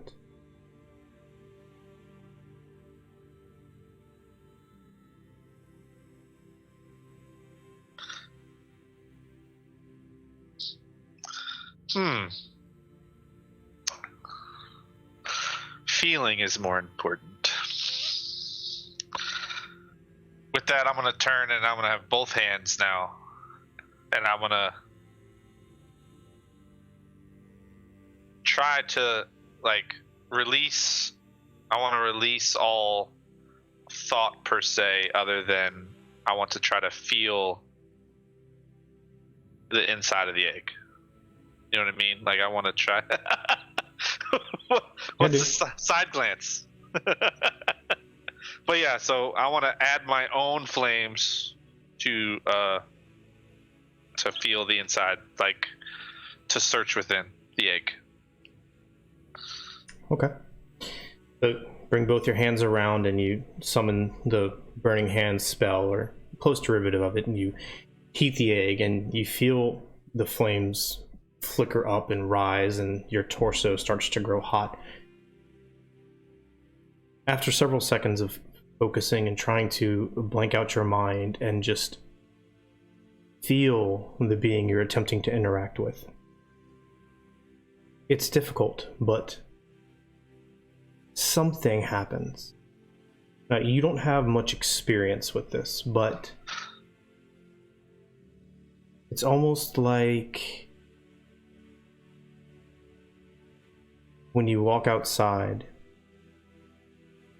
and they're surrounded by people and everyone's looking around, everyone's talking, and then you walk away and you go to a quiet part of the forest and you hear some small birds chirping, you see a squirrel running to the side, and everything just kind of calms and goes still. Tranquility. You get a sense of that. And then suddenly in your hands, you're not used to feeling the arcane fire. It doesn't damage you. You summon it, you control it, you protect yourself from it. But your hands begin to grow warm. Not like a destructive arcane spell, but as though you're holding them near the hearth in a family home. And then it breaks. I got the wrong damn egg. That's the family egg right there. The connection severs, and you're once again just blank-minded, holding the spell, feeling the environmental heat on your chest. It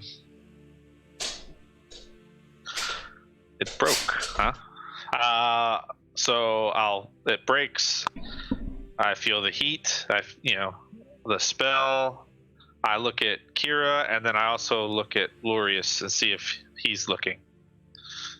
At some point, while you were focused so intently, Lorius did avert his gaze from the egg to you, and his visage changed. He was kind of focused entirely on the egg, like pointedly looking at it. But as he's now looking up at you, you see his eyebrows have softened, his face is relaxed a little bit, and it's this strange sensation, this strange read you're getting. If you want to try and figure out what it is, you can give me an insight check, or you can just accept it for what it is. I will insight it, sure. Okay. Let's see. Boop. Insight. That's a 10. Kind of looking at his eyes and getting pulled in for a moment, that connection you have when you lock eyes with somebody. There's multiple layers to whatever's going on in his mind, but the most obvious one is probably some kind of sense of curiosity or uncertainty. Okay. I will take what I've learned from my experience with the egg now and what Kira has told me, and I will put the egg down and pat the egg, thank it for its for its vision and peace, if you will, and I'll thank Kira, thank you. I think you have opened up my mind to more than just trying to figure out what it is. I really didn't do anything, Renatus. I just,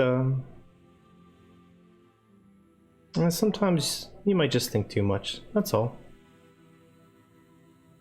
Life's an art. Art comes from emotion. And on that note, I have more poems to write. So, if you all excuse me, I would like a little privacy. Life's a garden, dig it. Yes. You see her writing that down on her parchment. I was just say, you see Lycus kind of like... The two scribes in the room were like...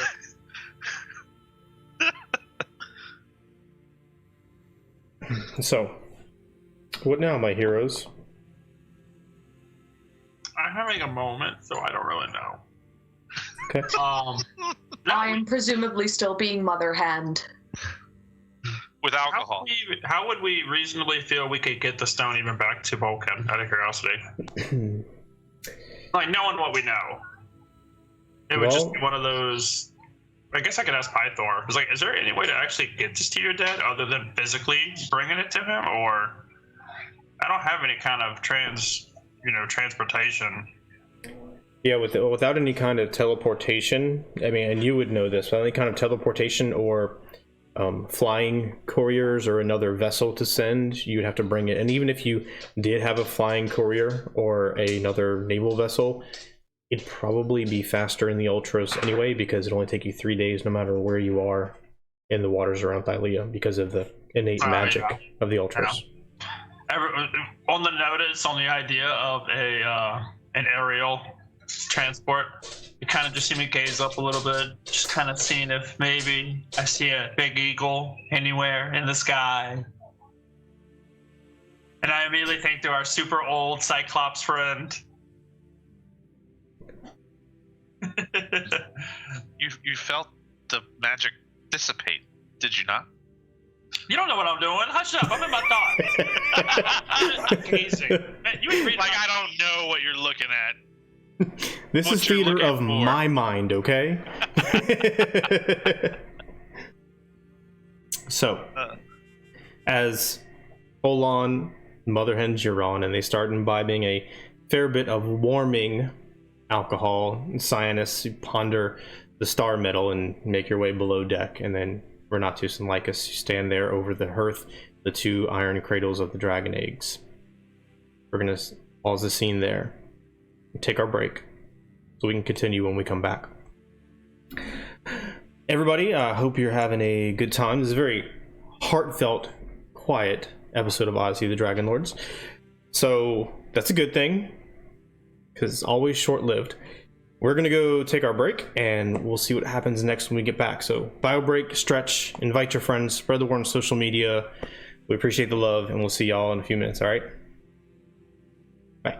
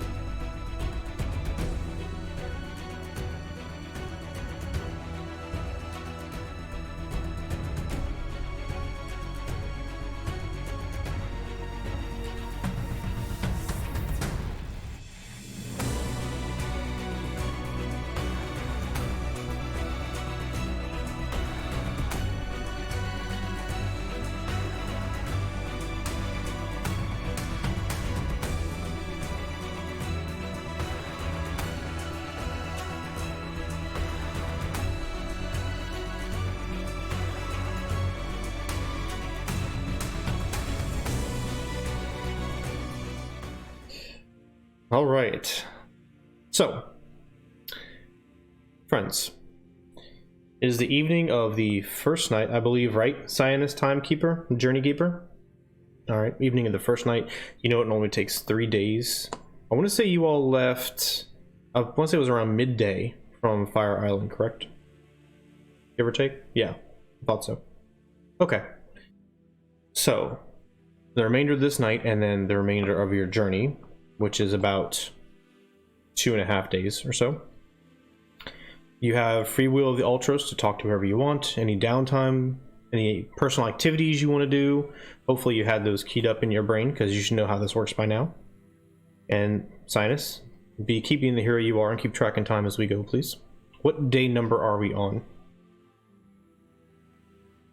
8? Okay, you got it. Alright, so getting close to midnight by this point as everything kind of settles down. Is there anything else for tonight, friends? Drinking party. No, no, not with my people. I'm fine with that, but the crew needs to get to their duties and get back to bed. Maybe a little karaoke. We'll see how the night goes. We'll see what's being served. Using major image as a karaoke prompt? Yeah. What's being served? Like, this ain't no cruise line 24-hour buffet. Although, watch this and pull out the horn of Belmutria. Because we still have that, don't we? Yes. Euron didn't lose it again. No, don't look at me like that. And we can create a midnight snack. Okay. So, you say the magic word and the fog rolls out across the deck floor here that has had a nice blanket thrown over it, and then all the food and the wine and the luscious smells unfolds before you, and you begin to eat and drink and pass the evening. After a decent time, some chatter about what's going to be happening next and what just happened and all that amazing things, you all go to sleep and rest peacefully, thankfully. Lutheria didn't have anything for you tonight, it seems. So, dawn the next day. This is beginning the second day. Is there anything today that you didn't get to do the first day, or now that you're thinking about where you're going and what you're doing or what happened? Is there anything that you all want to do today? Or for the rest of the voyage, as it were. As I was going to sleep last night, I thought of a plan, but I know it's not going to work, just because, like, I know if we get caught, we're going to die. I was thinking of, hey, what would happen if I tried to make myself up looking like a woman? So whenever we get to the island of the Amazons, I wouldn't get immediately captured. But then if they figure out that I'm not, I'd probably be, you know, on like the shit list. And I kind of want to avoid that. So that was all that I had overnight. But today, all I'm gonna do is try practicing with my bow more. Okay. Can I possibly offer to Syaanis if he's gonna practice with the bow to shoot at me so that I can practice my cool thing? Because I am a monk, I can do deflect missiles, so I want to like practice my reaction times. Yeah, Not sure. that it's, that's gonna do anything mechanically, just target practice. I'm totally fine with having a sparring partner. What's funny is we're gonna watch for 30 minutes as he's just. She's like. At me, no, at me. I will deflect him. He's like, yeah, no, absolutely. I'm just like firing it behind me. Like, man, she's super elusive. Don't forget this is Pholon. Pholon is very much a he. He's super elusive. I know. I have to do it too. It's hard. It's hard adjusting. Keeping that in mind. If this is happening up top, I'm going to get some, breakfast or whenever this is happening. And I will go find Jacques because I wanted to go talk to Jacques and bring him food and sit nearby and just and just enjoy the entertainment. Okay. So you can do that. Hold on. Give me a second. I think Rebel's about to bark. Y'all keep talking. Come on, Syaanis, you got hit right here, right at me. Let's go. Dink. He's not known for his ranged capabilities. Yeah. He may lack the range, but he has the flexibility. I rolled a 25 to hit. Yeah, hit me. I use my reaction to catch your arrow. And my damage. Go ahead and roll damage. Just for the funsies of it. And I accidentally killed Pholon. Dead. Aim from my heart. I got this. Oh God. Hold on, no. It's 6 piercing damage. And then I do this. Oh wait, did I have someone else beside you? Because then that would be sneak attack damage. Yeah, I take 0 damage from that. Yeah. Cool. Yeah. So I'm just practicing, you know. Qua, qua, qua.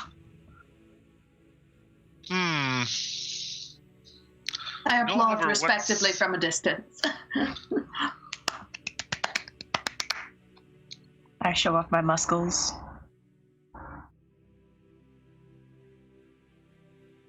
Just arm muscle. Nay, motherfuckers.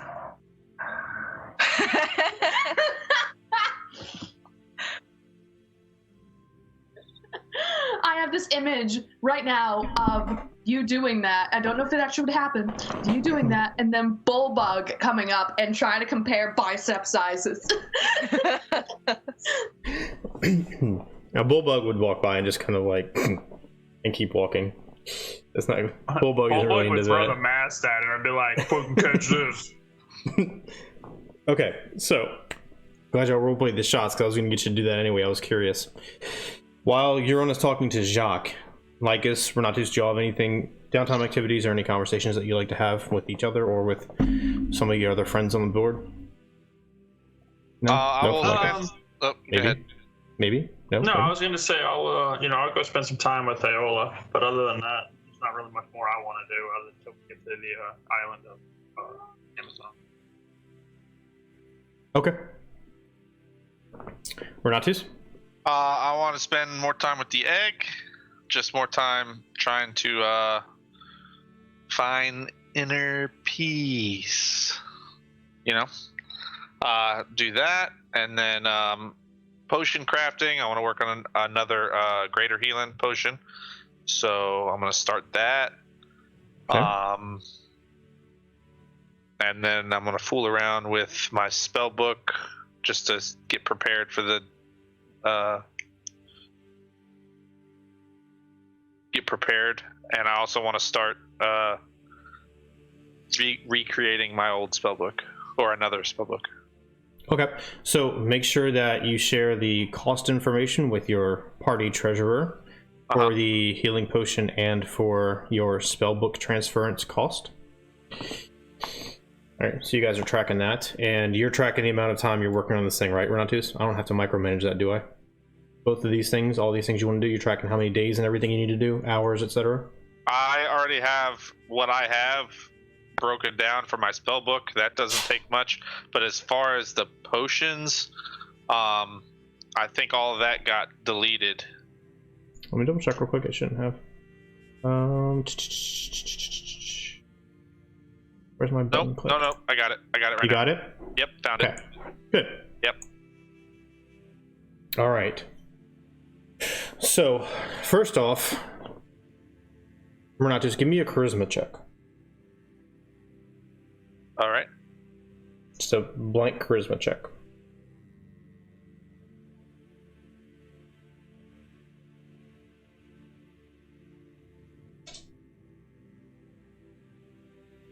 Hold on, I can't see. That's a 6. Okay. So, despite your best efforts, you're... Hold on. That right there's one thirsty dog. gonna be me in a little bit after this sparring practice. He drinks so loud. Like, he will wake me up at night drinking. He's probably gonna do it again. But anyways, so despite your best efforts, you're not able to find that peace. Your thoughts, your curiosity keep overwhelming your mind, and you're not able to channel in like you were before. So a little disheartened, but you know you can keep working on it.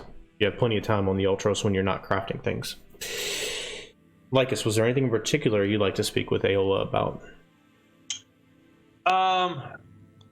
Not that I can really think of, other than just kind of chat. I mean, I've really been so wrapped up in all of my, duties that I haven't really spent much time with her, and I feel kind of bad about that, so kind of just, not, I don't want to say rekindling the flame, but, hey, how are you? Let's, how are things going? Let's talk, let's have lunch, let's have dinners, but other than that, nothing particular. I'm just seeing how she is, what we can do to help, anything. Okay. She's my comfort. Sure. Because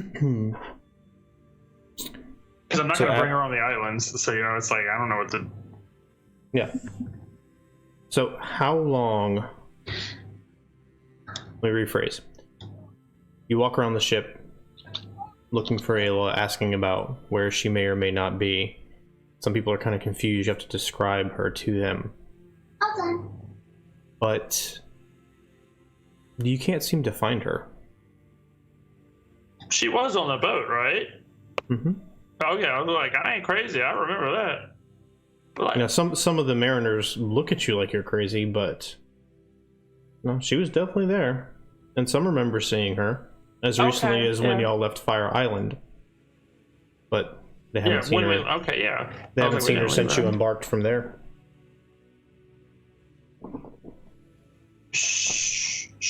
She hasn't been seen since after we left?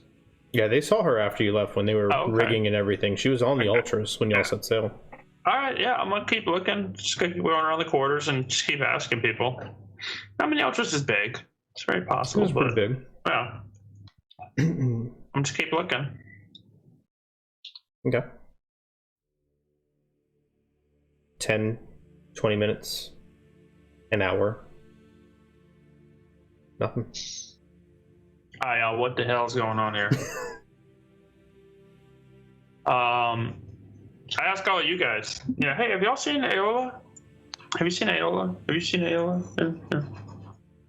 She's not below deck. No, nobody knows where she is. Nobody can find her. I don't know if there's any hidey holes on the Ultras that I'm familiar with, but nobody can find her or I remember seeing her anytime soon. It's just so strange. Have any of us seen her? I don't remember seeing her anywhere. Not since you left Fire Island. Hey, Kira? I'll call up her. I'll go find Kira. Like, hey, you haven't seen Aola, have you? No, come to think of it, I haven't. Not since yesterday. Does anybody have any magic to find someone? I am going to march my ass directly to Condros's area, wherever he is. Okay. Which one's Condros? The Lutheria priest that we picked up. Oh, I forgot about that mother. Oh, I'm gonna knock on his door. And You don't hear anything? Condros? Don't hear anything? Aola? Don't hear anything? I would like to try the door. I would like to try the door. You push on the door. There's some, it's not locked, but there's some resistance. I will put my shoulder into it. I'm opening the door. Okay. You push it open and you hear a scrape of wood on wood from the other side. And you glance in, you right there, you see that a small stool has been kind of propped up against it, giving it a little bit of weight. And you see Condros over there. He's sitting cross-legged on the floor, and he has some strange arcane symbols in fine dusts and powders and feathers and things like that spread out before him. His eyes are closed as though he was focusing, but when that sound happens, you kind of meet eyes with him as soon as he heard that, and he was looking up at you. Missing crew member, checking all the rooms. I am not a missing crew member. I know. I'm checking the rooms anyways. Sorry to interrupt. Just making sure. I do not say Aola in this room, correct? No. Okay. Leave it to it. You hear a heavy from the other side of the door as you walk away. I will knock on doors as I walk. Okay. You keep looking. You keep walking. You don't find her.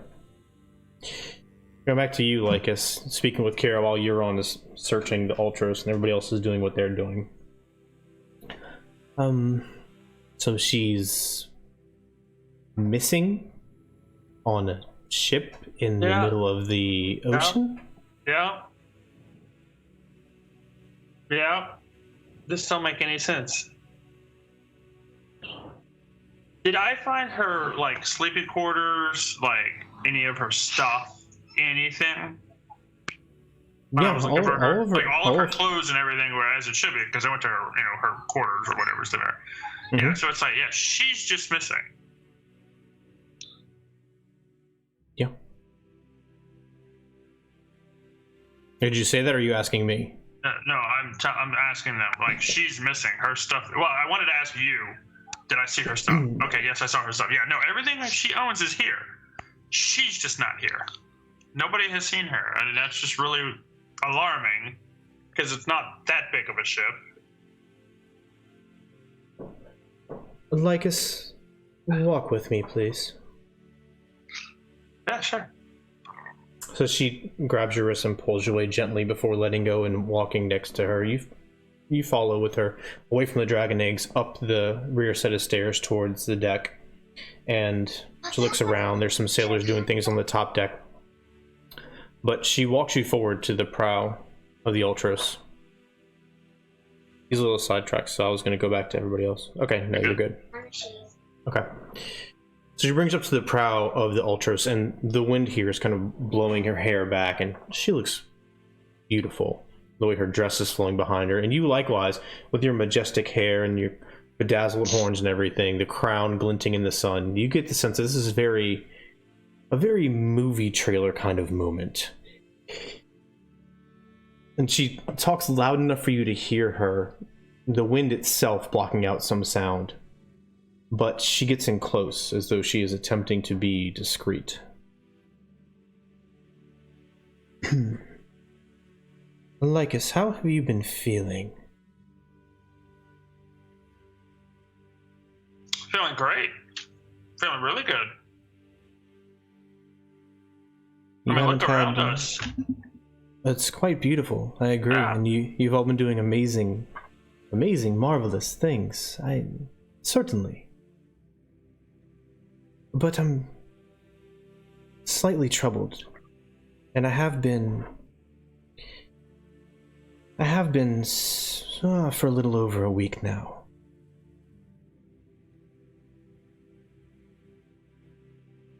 Something is different about you, Lycus.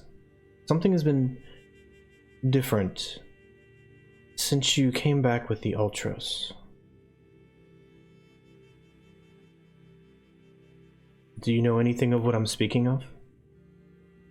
I mean, a lot happened, and, technically I had to kill everybody, but, yeah, things are different. I'm growing.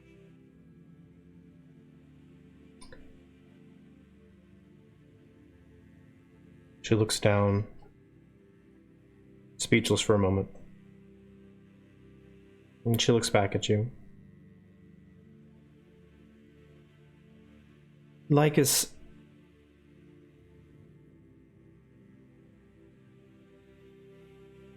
I don't know what happened, but I know what is happening. I don't know why, But I know what's happening. Aola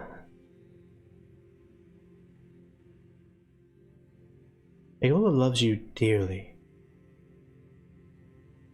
And love like that, it doesn't die.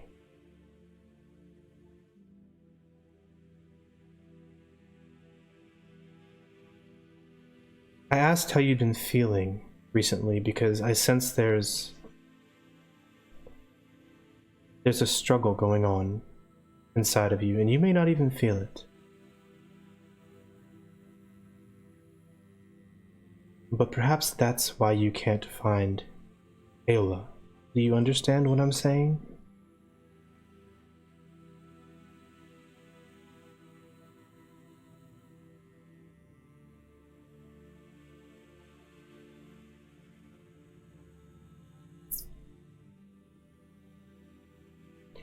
It is rare for people. No. I don't understand what you mean. But she's here. Her stuff is here. I think she is still here. Oh, okay. But where?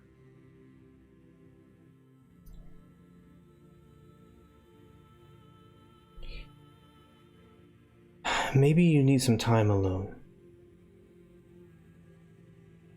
Maybe you need to focus on what is within.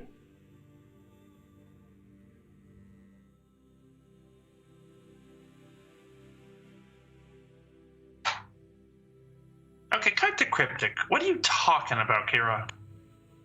I don't even know what you're asking me to do now. When something is sufficiently powerful enough Yeah. to transcend death, Yeah.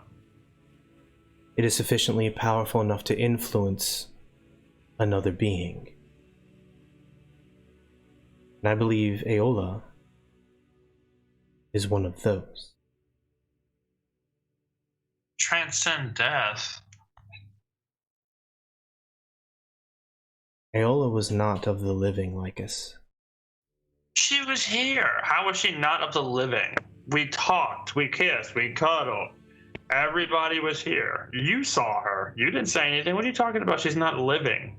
And would this be the first time that you've interacted with someone who was not living? No, Xander? Xander. What? In the necropolis? Who gave you the crown? Well, yeah, but he was like a spirit. Yeah, you could easily tell he was dead. We knew he was dead. He was dead. It was his grave. In the Ultros? Yeah, it was a dream. What happened on the Ultros? Well, we got sucked into that dream world and had to fight it out, yeah. But this is reality. This is different. This is talking about she's dead.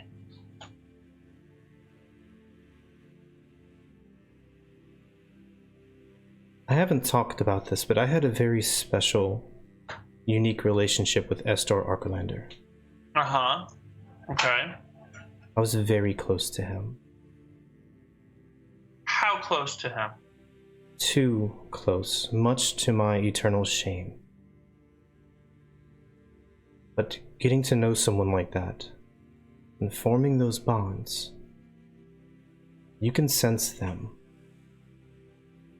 And if you try hard enough, you may be able to sense Aola too.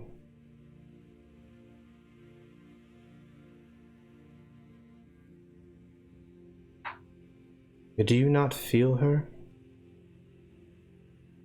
Within? I mean, she's always within. She's not part of me, other than the part, she is part of me, but no, do I? I don't know. Do I know anything? It's just so confused, you know. Do you take a second to reflect on this? Yeah.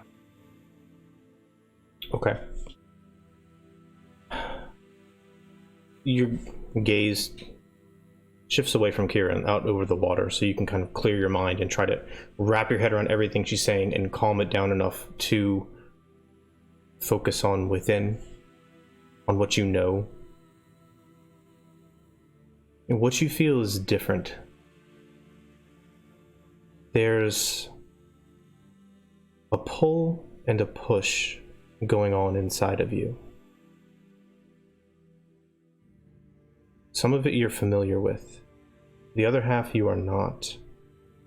But it does bear an uncanny resemblance to those feelings that you got when you would spend the nights talking and dancing with Aola around the fire as a child. Mm-hmm. Some of it's warm and caring, and some of it's cold and malicious. And you feel these things tugging you left and right, not overpowering you or attempting to take control, but fighting for space. No.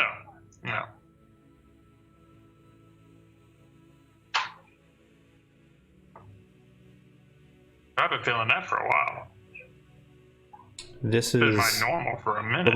for lack of a better term, this is tangible, and the warm influence is not your own. Hmm.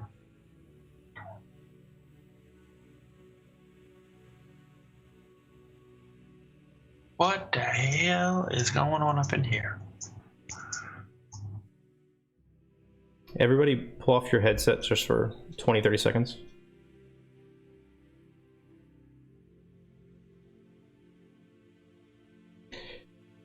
So focusing on this and piecing everything together, Yeah. it seems as though Estor and Aola are fighting for your internally.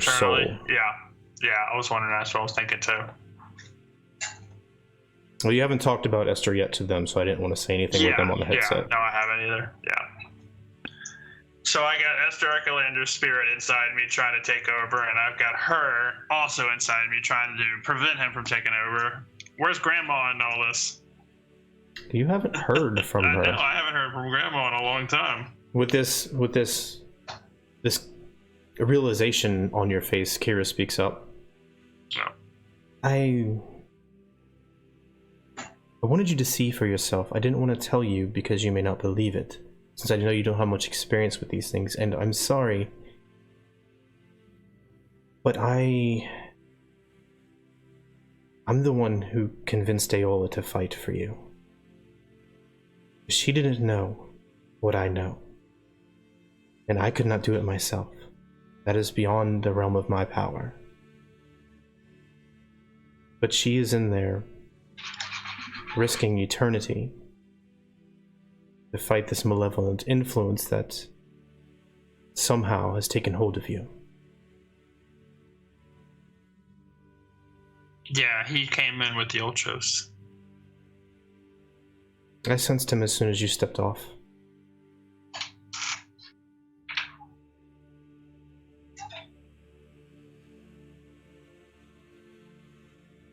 Well, in this war that we have to fight, I feel like he'll be useful as best I can to save as many lives as I can.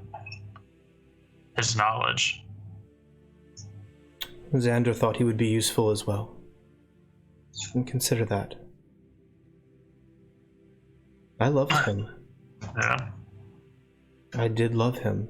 And he was a great, honorable, noble man for many years. As you are now. And so I have fear for you. And so does Aola.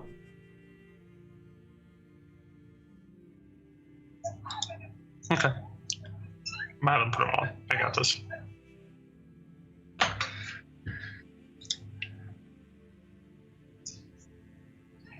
Do you understand now, Lycus? Yes. And I'll thank her and turn around and promptly walk away. She turns towards the prow and you see the wind blowing her hair back, and she stays up there for, well, until you lose sight of her going below deck. Yeah. 1 second. Yeah. When I pass y'all or whatever, I'll be like, don't worry about it. I did check most of the doors. Nothing. Yeah, no, you're fine. Is it food time yet? How far away from the island? Hold on. Another day. Another day. It's still morning, so a little over 2 days. Ugh. Let's go get some food. Okay. So, with this, after you stop rushing around and you come back, you find Jacques sitting there, still watching Syaanis and Pholon go at it. Syaanis is getting a little bit better, but so is Pholon. What would you like to speak with Jacques about? Anything in particular? Or just talk to him? Just sort of checking in, just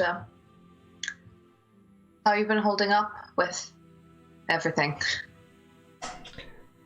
I'm a little sick to my stomach, like all the time from this fucking boat. But yeah, the beer the mead y'all have. Don't call it beer. The mead's good. It helps me sleep. That's good. You don't get sick on your ship thing? Not like this. This is something very different. Maybe it's because I'm in control and I practically grew up in the air. I don't know. Grew up in the air? Yeah, I've been on airships since I was 7, 8. A couple decades now. We start young. There's a lot of fighting to do. We need all the hands we can get. Would you be more comfortable in the rigging? Fuck no. Thought I'd ask. Oh, no, it's not you. It's... No. Mm-mm. I would Nope. suggest that on the next island you could step off and enjoy solid ground. Except I believe on the next island you would be, if you were seen, you would be killed where you stand. Look, everything that has happened to me on land since I got here has been a ball of shit. So when y'all find the Hyperion, let me know and I will run across that beach. Until then, I'm staying right here on this wooden deck and puking over that rail. And I'm good. I'm good with that. 2 questions then. 1, do you want to join us next time we get absolutely shit-faced? Sure. I'm doing it anyway, so sure. Well, at least company. And 2nd, if I got some parchment and such, would you be able to draw sort of roughly what your vessel looked like? So we know what we're looking for? I could draw every screw on that thing. Excellent. Then I will... You hang tight then. I'll go acquire drawing materials and bring them back. And... Well, this will be good. May help take my mind off this incessant fucking rocking. But I should be able to give this to you in a day or 2. Depending on how detailed you want it, or depending on how detailed I want to get it. Make it as detailed as you would like, as a distraction. Alright. You got it. Plus, especially if it landed in any rough fashion, it might be good to know what things might be pieces if any have broken off. Well, how about I draw it how I left it, in all its fucked up glory? Sounds like a plan, sir. That'd probably be easier, huh? Yeah. I'll leave extra paper in case he wishes to any further drawing. Yep, this is gonna be great. Alright. Thanks. I will pat his shoulder awkwardly and leave him be to his sketching and vomiting. You got it. All right. So, did I miss anyone or anything? Did I forget anybody or anything for day 2? Okay. Only other thing maybe is just check in if there's anything the Lady of Coins has to teach me. Briefly check in with her. But. Okay. For brevity, I'll say that you go there and you do talk to her, but there's a shortness of word and a flare in the eyes that you're not accustomed to. Then I'll hustle my ass right back out of the room. Okay, easy enough. You got it. So, She does that. hey, let's. Want to talk? Oh no, you've got plans. All right. I'll leave you to your scheming. Bye. I will use that word exactly. I will say scheming. Okay. All right. So the rest of the day passes without further incident. Nightfall. Actually, Okay. I want to have a meal together, everyone. Okay. And sure. when y'all are all there. So just for historical sakes, well, I'll tell them. So I'm going to pretty much just like we're eating, we're all talking, you know, and I'm like, so I never told y'all, but do y'all remember when we got pulled into the dream and we got the Ultros? And Esther was there in his spirit form, and he made us fight and all that to, claim the Ultras as our own. Yes. Pholon wouldn't know this, but Syaanis died. yeah. Syaanis died, and I killed Euron and all that, and So y'all remember the part where he was like, if you want out, you have to take me with you, kind of thing? Well, I don't know if you'd really remember that. So pretty much Esther, Archelander, and I share a body. Whatever is in my mouth is now halfway across the table. He's like, yeah, Esther's spirit possessed me, kind of. We're sharing the body. My body, kind of. Sharing. That's Yeah. kind of you. Like custody situation here? I don't. Kind of. Yeah, there are times when if I really seem out of the ordinary, it may be his influence. But as far as I know, he has never been able to wrest control from me. So, and I look at Pholon and be like, well, Shaybs would not know it, but he's probably the most evil Dragonlord that ever existed. Completely racist. Anyone who is not a human deserved to be killed, more or less. Like, he took glory in just the fight, in the battle, in the eradication of his enemies. Like, he was the worst of the absolute worst of the Dragonlords. And but he was incredibly powerful because of it. Like, nobody could really defeat him, more or less. And he more or less tricked me into accepting his possession into my body so we could escape from the dream world that we were on with the Ultras. So, but anyway, yeah. Yeah. And then, according to Kira, and I'll look around, she's here. Aola is dead, but undead, and apparently she is now also inhabiting me, fighting off Esther. So that's why we can't find her. And I say, Pholon, pass me that fucking wine. I'll shot put it down the table.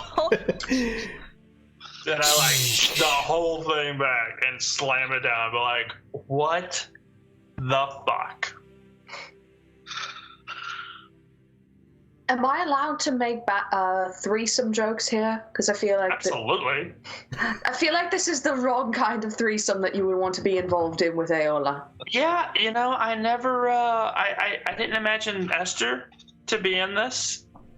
Yeah, no, I had some grand plans, but that was definitely not part of it. I'm gonna go grab a couple more bottles for you because it looks like you're drinking for 3 now. Oh. I'm just gonna get up and have some more alcohol. Yeah. Well, we could chalk that up to another thing we have in common. Had. Right, yeah, so I am currently possessed by 2 spirits. I'm getting full, I guess. I don't know what the hell to make of this. Do you need anything? I don't really know. I mean, he's useful. Don't get me wrong, guys. Like, I knew all about that last island we were on. Or not Fire Island, the first island. With the Gigans. Isle of Yonder. Isle of Yonder. Yeah, I made him tell me everything he knew about it. Everything. Which is how I knew the pathway, the hidden pathway, the secret path to the center. Like, I can force him to feed me all of his knowledge. He doesn't like it, but it could save our asses. So that's why. What does it cost you? Well, so far, I haven't really had a cost that I know of, so I don't know. I mean, he gets to live in me, so if I die, he dies, to my knowledge. Do I have permission, then, if perhaps I notice you being a bit too Estor-y, to slap you in the face to try and bring you back? No. Because I just make me mad at you. What if I offer a safe word? No, because if I know it, he knows it. Fair enough. Okay. No, you cannot slap me. Okay. Especially not a Syaanis slap, and I look over at Syaanis. I hit harder than Syaanis does, but... Keep laughing. Yeah. Eventually, I'm gonna fucking slap someone that's gonna hurt. Pholon's like, slap fight. We have to put to a test. Slap fight. Hell yeah. It's just gonna be like those videos from like the one. Yeah, that big that slap fighting guy. That little guy. Oh my god. But yeah, no. So So if y'all see me get a little weird, it might be an influence. It might just not be. I don't know. But apparently, I have an inner spiritual battle currently happening. Yeah, that's all I really wanted to just let you guys in on, since y'all have been there from the beginning. So, I don't know. It's weird as hell. I pull the horn about Mitri out and just to winning. Fuck yeah, to winning. My money's on Aola. Here, here.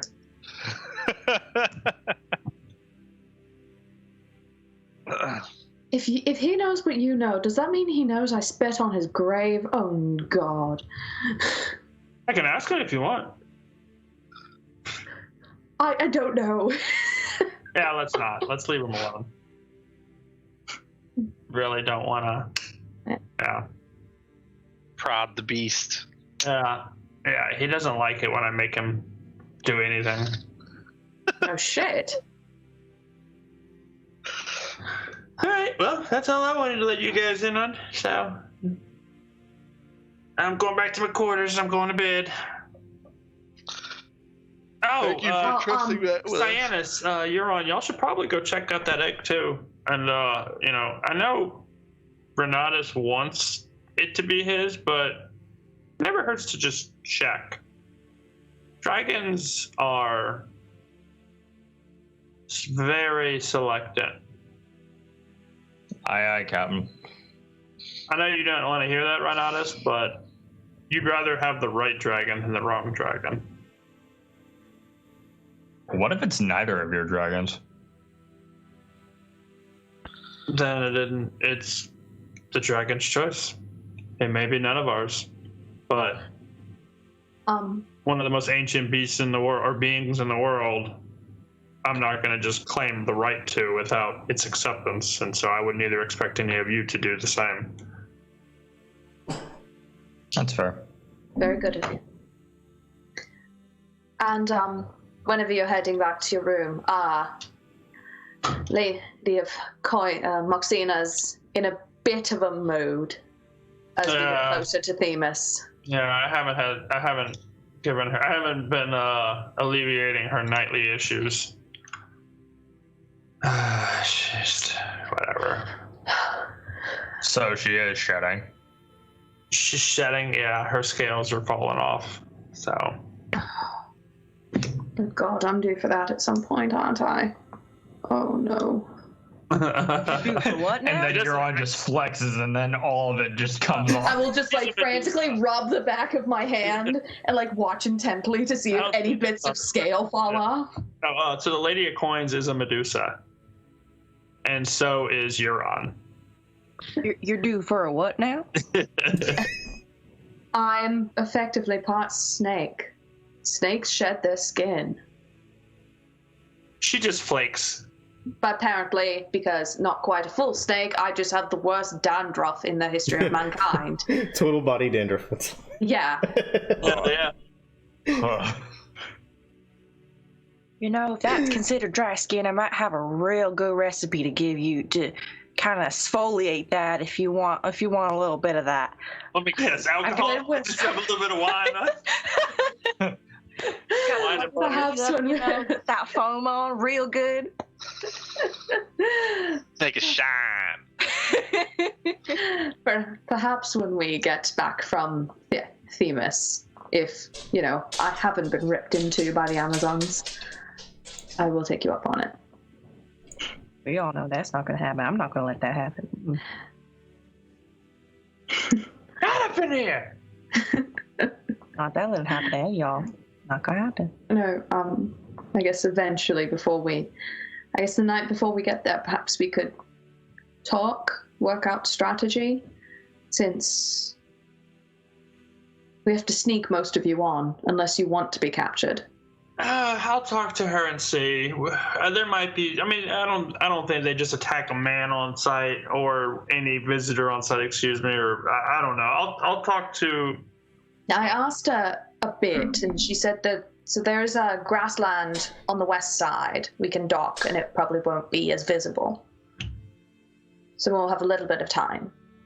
But if I recall correctly, she said that they don't kill men on sight, but most likely capture. Well, I mean, what if we just go off the boat in binds? What, we pre-capture ourselves? Oh, well, like, we just go off and they act like they're the ones in charge.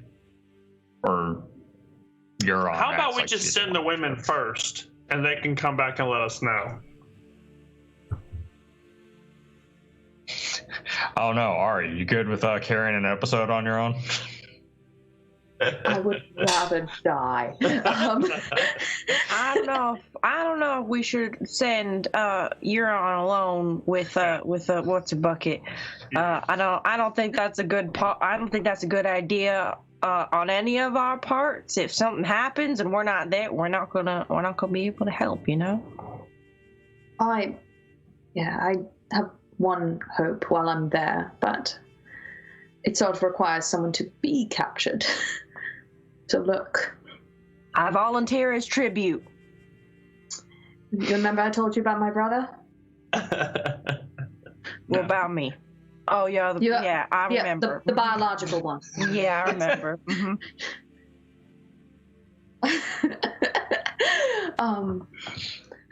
All I know is apparently the Queen has him.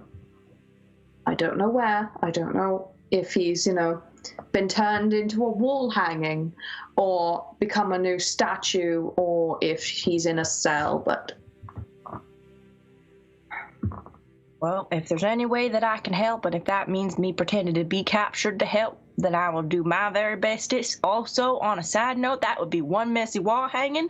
Based on your shedding thing, I don't want to know. He was human. He's human. Oh, right. Yeah, well, I mean, I don't I know. was human before this. Human shed too.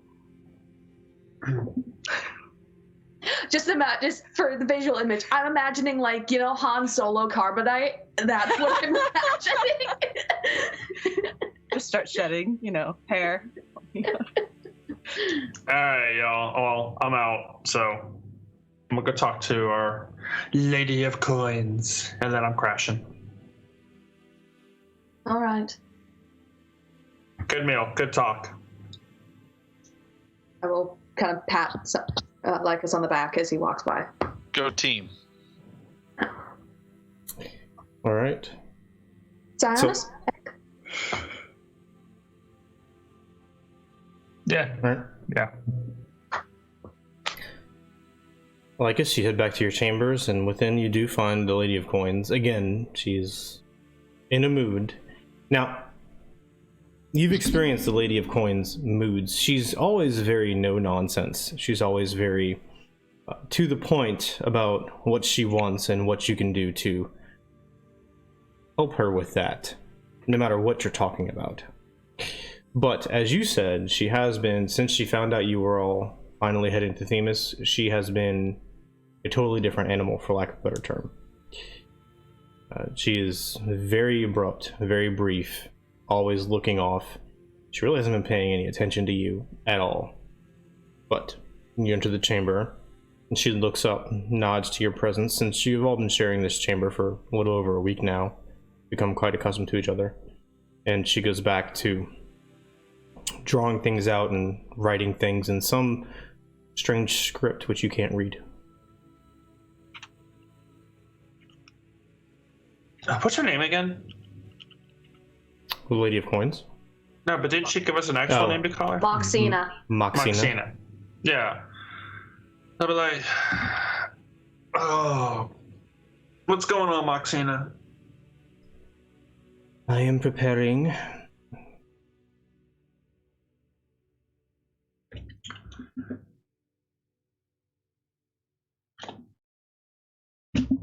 Shouldn't say anything else. Anything further? Or are you just preparing? I am preparing for Themis. Is that better? Yes. What's the plan? What are we doing when we get there? I mean, so I don't lose half my crew immediately. What's the plan? We are going to land, and then you're all going to get me to the Queen, and then that is it. I will do the rest. Okay, and they're not going to kill or capture us by Not if you are not getting you to the seen. Queen? We either avoid being detected, or we kill whoever we come across. Your choice. They're gonna love that one, aren't they? They deserve it. No disrespect, but that's what you say. I have no issue with these people. And no Just disrespect, but you are on my side here. I know I'm on your side. Just saying. As long as we have that clear. I know our agreement. I understand it. Okay. So you've got it worked out of what pathways, how we're getting there. We're just following along. I know we are landing on the western shore near a safe, deep bay that is relatively hidden. It is not traveled much by the Amazonian tribes. They tend to stick to the northern, eastern, and southern parts of the island. They do travel, so there is a risk, but hopefully we will remain undetected, and we will find a way across the island. We will have to interrogate some of the Amazonians to discover where the Queen is currently located, and then we will find her, and we will get to her, and things will be set right. Okay. Alright. Just You seem to be in a bit of a anxious mood, so just wanted to make sure you were okay. Is there anything you needed? You would be anxious too, Lycus. I believe it. Alright, well, we're here for you. We'll get it done. Let's hope so. And with that, she continues focusing on her papers in front of her. I don't want to say I copy her script, but I want to start really paying attention to what she's writing, and almost, obviously I can't just memorize it, but really pay attention to it and see if there's anything I can decrypt from it, because it's just interesting to see script that's not known to me. Well, not she that I doesn't speak and write everything, but she doesn't seem interested in you looking. She feels completely secure in the fact that you're looking at her papers. Knowledge, comfortable in the knowledge that you can't understand them, or at least assuming you can't. yeah. The lettering used is common, using regular common letters, but the formation of the words and the syntax is completely foreign. Okay. Yeah, just gonna, okay. I can't figure out what it is. Not just by looking at it, no. Maybe if you had some No, type that's of... fine. That's what I was wondering. I just didn't know if it was it's a type of but yeah, like you said, it's a cryptic common. That's fine. Basically, yeah. All right. Well, I'm going to bed. Okay. Don't stab me in my sleep. You don't hear anything. All right. So, is that all that you will... I know that you're obviously going to continue your things with the healing potion and the spellbook Renatus the next day, I'm assuming, correct? Okay. Is there anything to address before you essentially finish your voyage to the island of Themis? Once, twice, sold. Alright, I need a d20 for an encounter roll for the 2nd to 3rd day. Got it. I got it. Or no. Okay. All right. I was thinking it just as you said it. No, you're fine. So clearly no encounter. We're good. So you need to mark 2 more days off of the time tracker. This would be day 9. Well, 8 was the night that y'all left Fire Island. So 1, 2, 3. So it'd be day 11. Because this is the entire journey. You left Fire Island day 8. It takes 3 days to get to Themis. 8 plus 3 equals 11. Right. 1, 2, 3. 3, 2, 1. Got it? Alright. So, creeping up late in the morning on the 3rd day, you see this massive, compared to the other islands, massive island reach into view on the horizon. This is easily the largest island you've seen since, and you have passed by other islands in a strange fashion during your various travels on the Ultros up to now, but they all seem small. Even yonder, which is bigger than Fire Island, was tiny compared to this huge island in the Cerulean Gulf. Sweeping around to the western shore, you see the Lady of Coins talking to Bullbug and navigating him around, keeping the distance to a certain degree, and then where to come in and such like that. Around noon or so, your ship pulls up into this large safe bay. It's surrounded by a little bit of elevation and cliffs on either side, and sweeping up for probably 3/4 of it towards the island. And you see beyond flat grassland, occasionally broken up by small copses of trees and bushes and things of that nature. Standing on the side and prow of your ship, you could see a herd of strange speckled creatures similar in appearance to horses, but they seem abnormally tall, with super long necks that stretch up to the top of the tallest trees. You watch them walk across the grasslands, going from copse to copse as your tree pulls up to the beach. And as your eyesight follows them, you're taken aback as your eyes come to rest on a large open area of grassland with rows upon rows of petrified stone men. And that's where we're going to end tonight's session at. So, everybody, what time did I do good on time? It is 11 on the dot. Look at that. I love it when it happens. So, let's see. I need to check my messages because I don't have chat on my Streamlabs OBS thing because of the way that we're streaming. So, I'm going to see if anybody from the Penny channel has someone for us to raid and all that good stuff and check that out. While I'm doing that and queuing up the ending stuff here, and thank yous and all that, if any of that applies.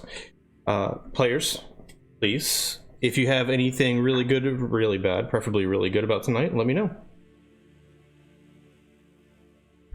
Share it with everybody. Your Pholon voice is magic. I'm glad you think so. I've been trying really hard, and especially with all of like the European like English and accents and stuff, which is where I naturally go towards. My natural accent is Welsh, so I'm like, oh man, don't go Australian, don't do it. So I have to really think about like my first word. But thank you. Yeah, no, you're doing really good. It's really fucking funny. It's really good. Really good. Bravo. Thank you. Welcome to the party. Hey. Yes, welcome Shaybs / Pholon. It is good to have you. A different dynamic, a different character is always a good thing. Yes, definitely a lot more lively than the other campaign at the moment. To say the least. Not in a bad way. I love that campaign too. Just a little bit more like upbeat, straight up comedy going on. That's never a bad thing. Today was a little slower day, but it's gonna be really interesting when we get to that damn island. I'm already seeing it.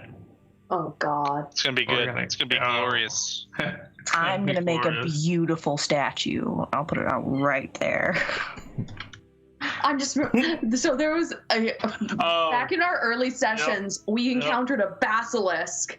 Oh God! And guess who made himself into an ideal pose while being petrified?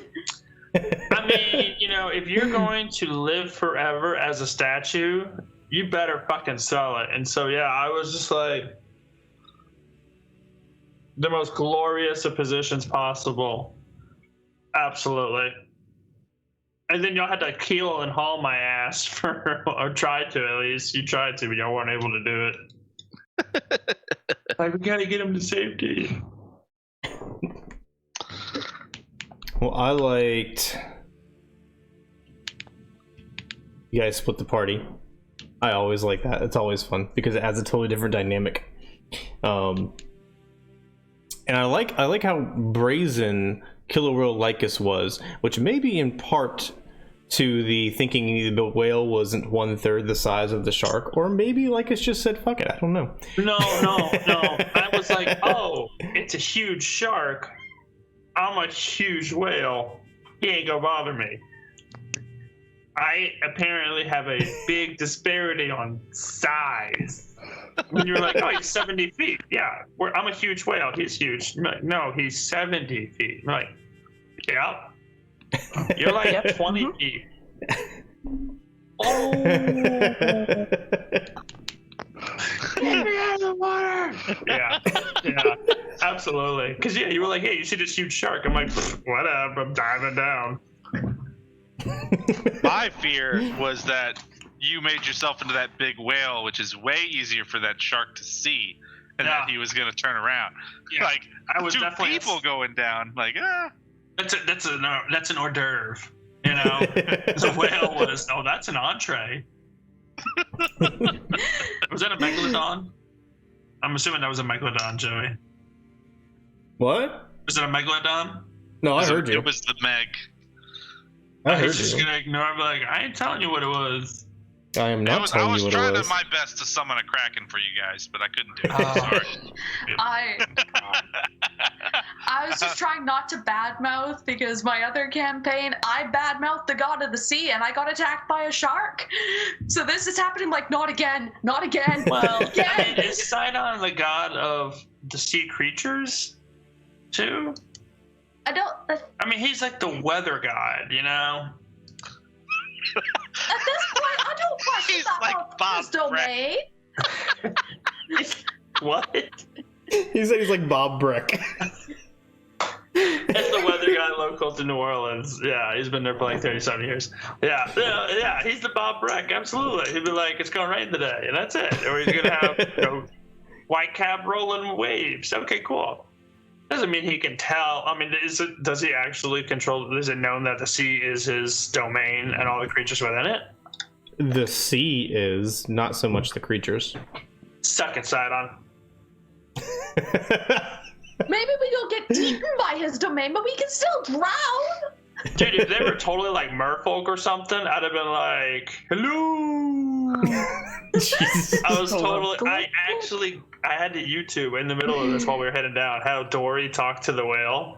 I couldn't remember, so I'm listening to the YouTube video. I'm like, yeah, she just dragged out her words really long. Yeah. I couldn't remember. It was a minute, but yeah. And we got Daddy Lycus and Daddy Renatus with the eggs. So it is mine. Well, you seem to be attempting to bond with it, so if you're not being Daddy Renatus, it's actually kind of weird, but... He's like, it'll be breakfast. Yeah, right? Babysitter. He wants it poached, not hard-boiled, just poached. Yeah, that's why I heated it with my own flame. You got to get it from all angles. All right, y'all. Well, thank you, Shaybs, for joining us. Thank you, players, for a great night. I had a lot of fun tonight. Because you know how much I love watching you guys roleplay. We will be back. Fableforge will be back on Tuesday at 7 p.m. Central with the Hearts of Shadow campaign. The only other thing is, if you guys enjoyed tonight, if you're watching this now or YouTube or wherever else VODs, please throw some support to Penny for a Tale, because they have a lot of awesome stories being told almost every night of the week now. And if you like Fableforge contents in specific, we do have a Patreon, which is just patreon.com/FableforgeRPG, spelled exactly as it sounds. And that's about it. We'll see you all in Discord and on Twitter, and next time in our Hearts of Shadow and or Odyssey of the Dragonlords campaign. So until then, we love you guys very much. Take care of yourselves and each other. Get plenty of rest, drink water, and keep having amazing adventures. We'll see y'all. All right. Bye, everybody.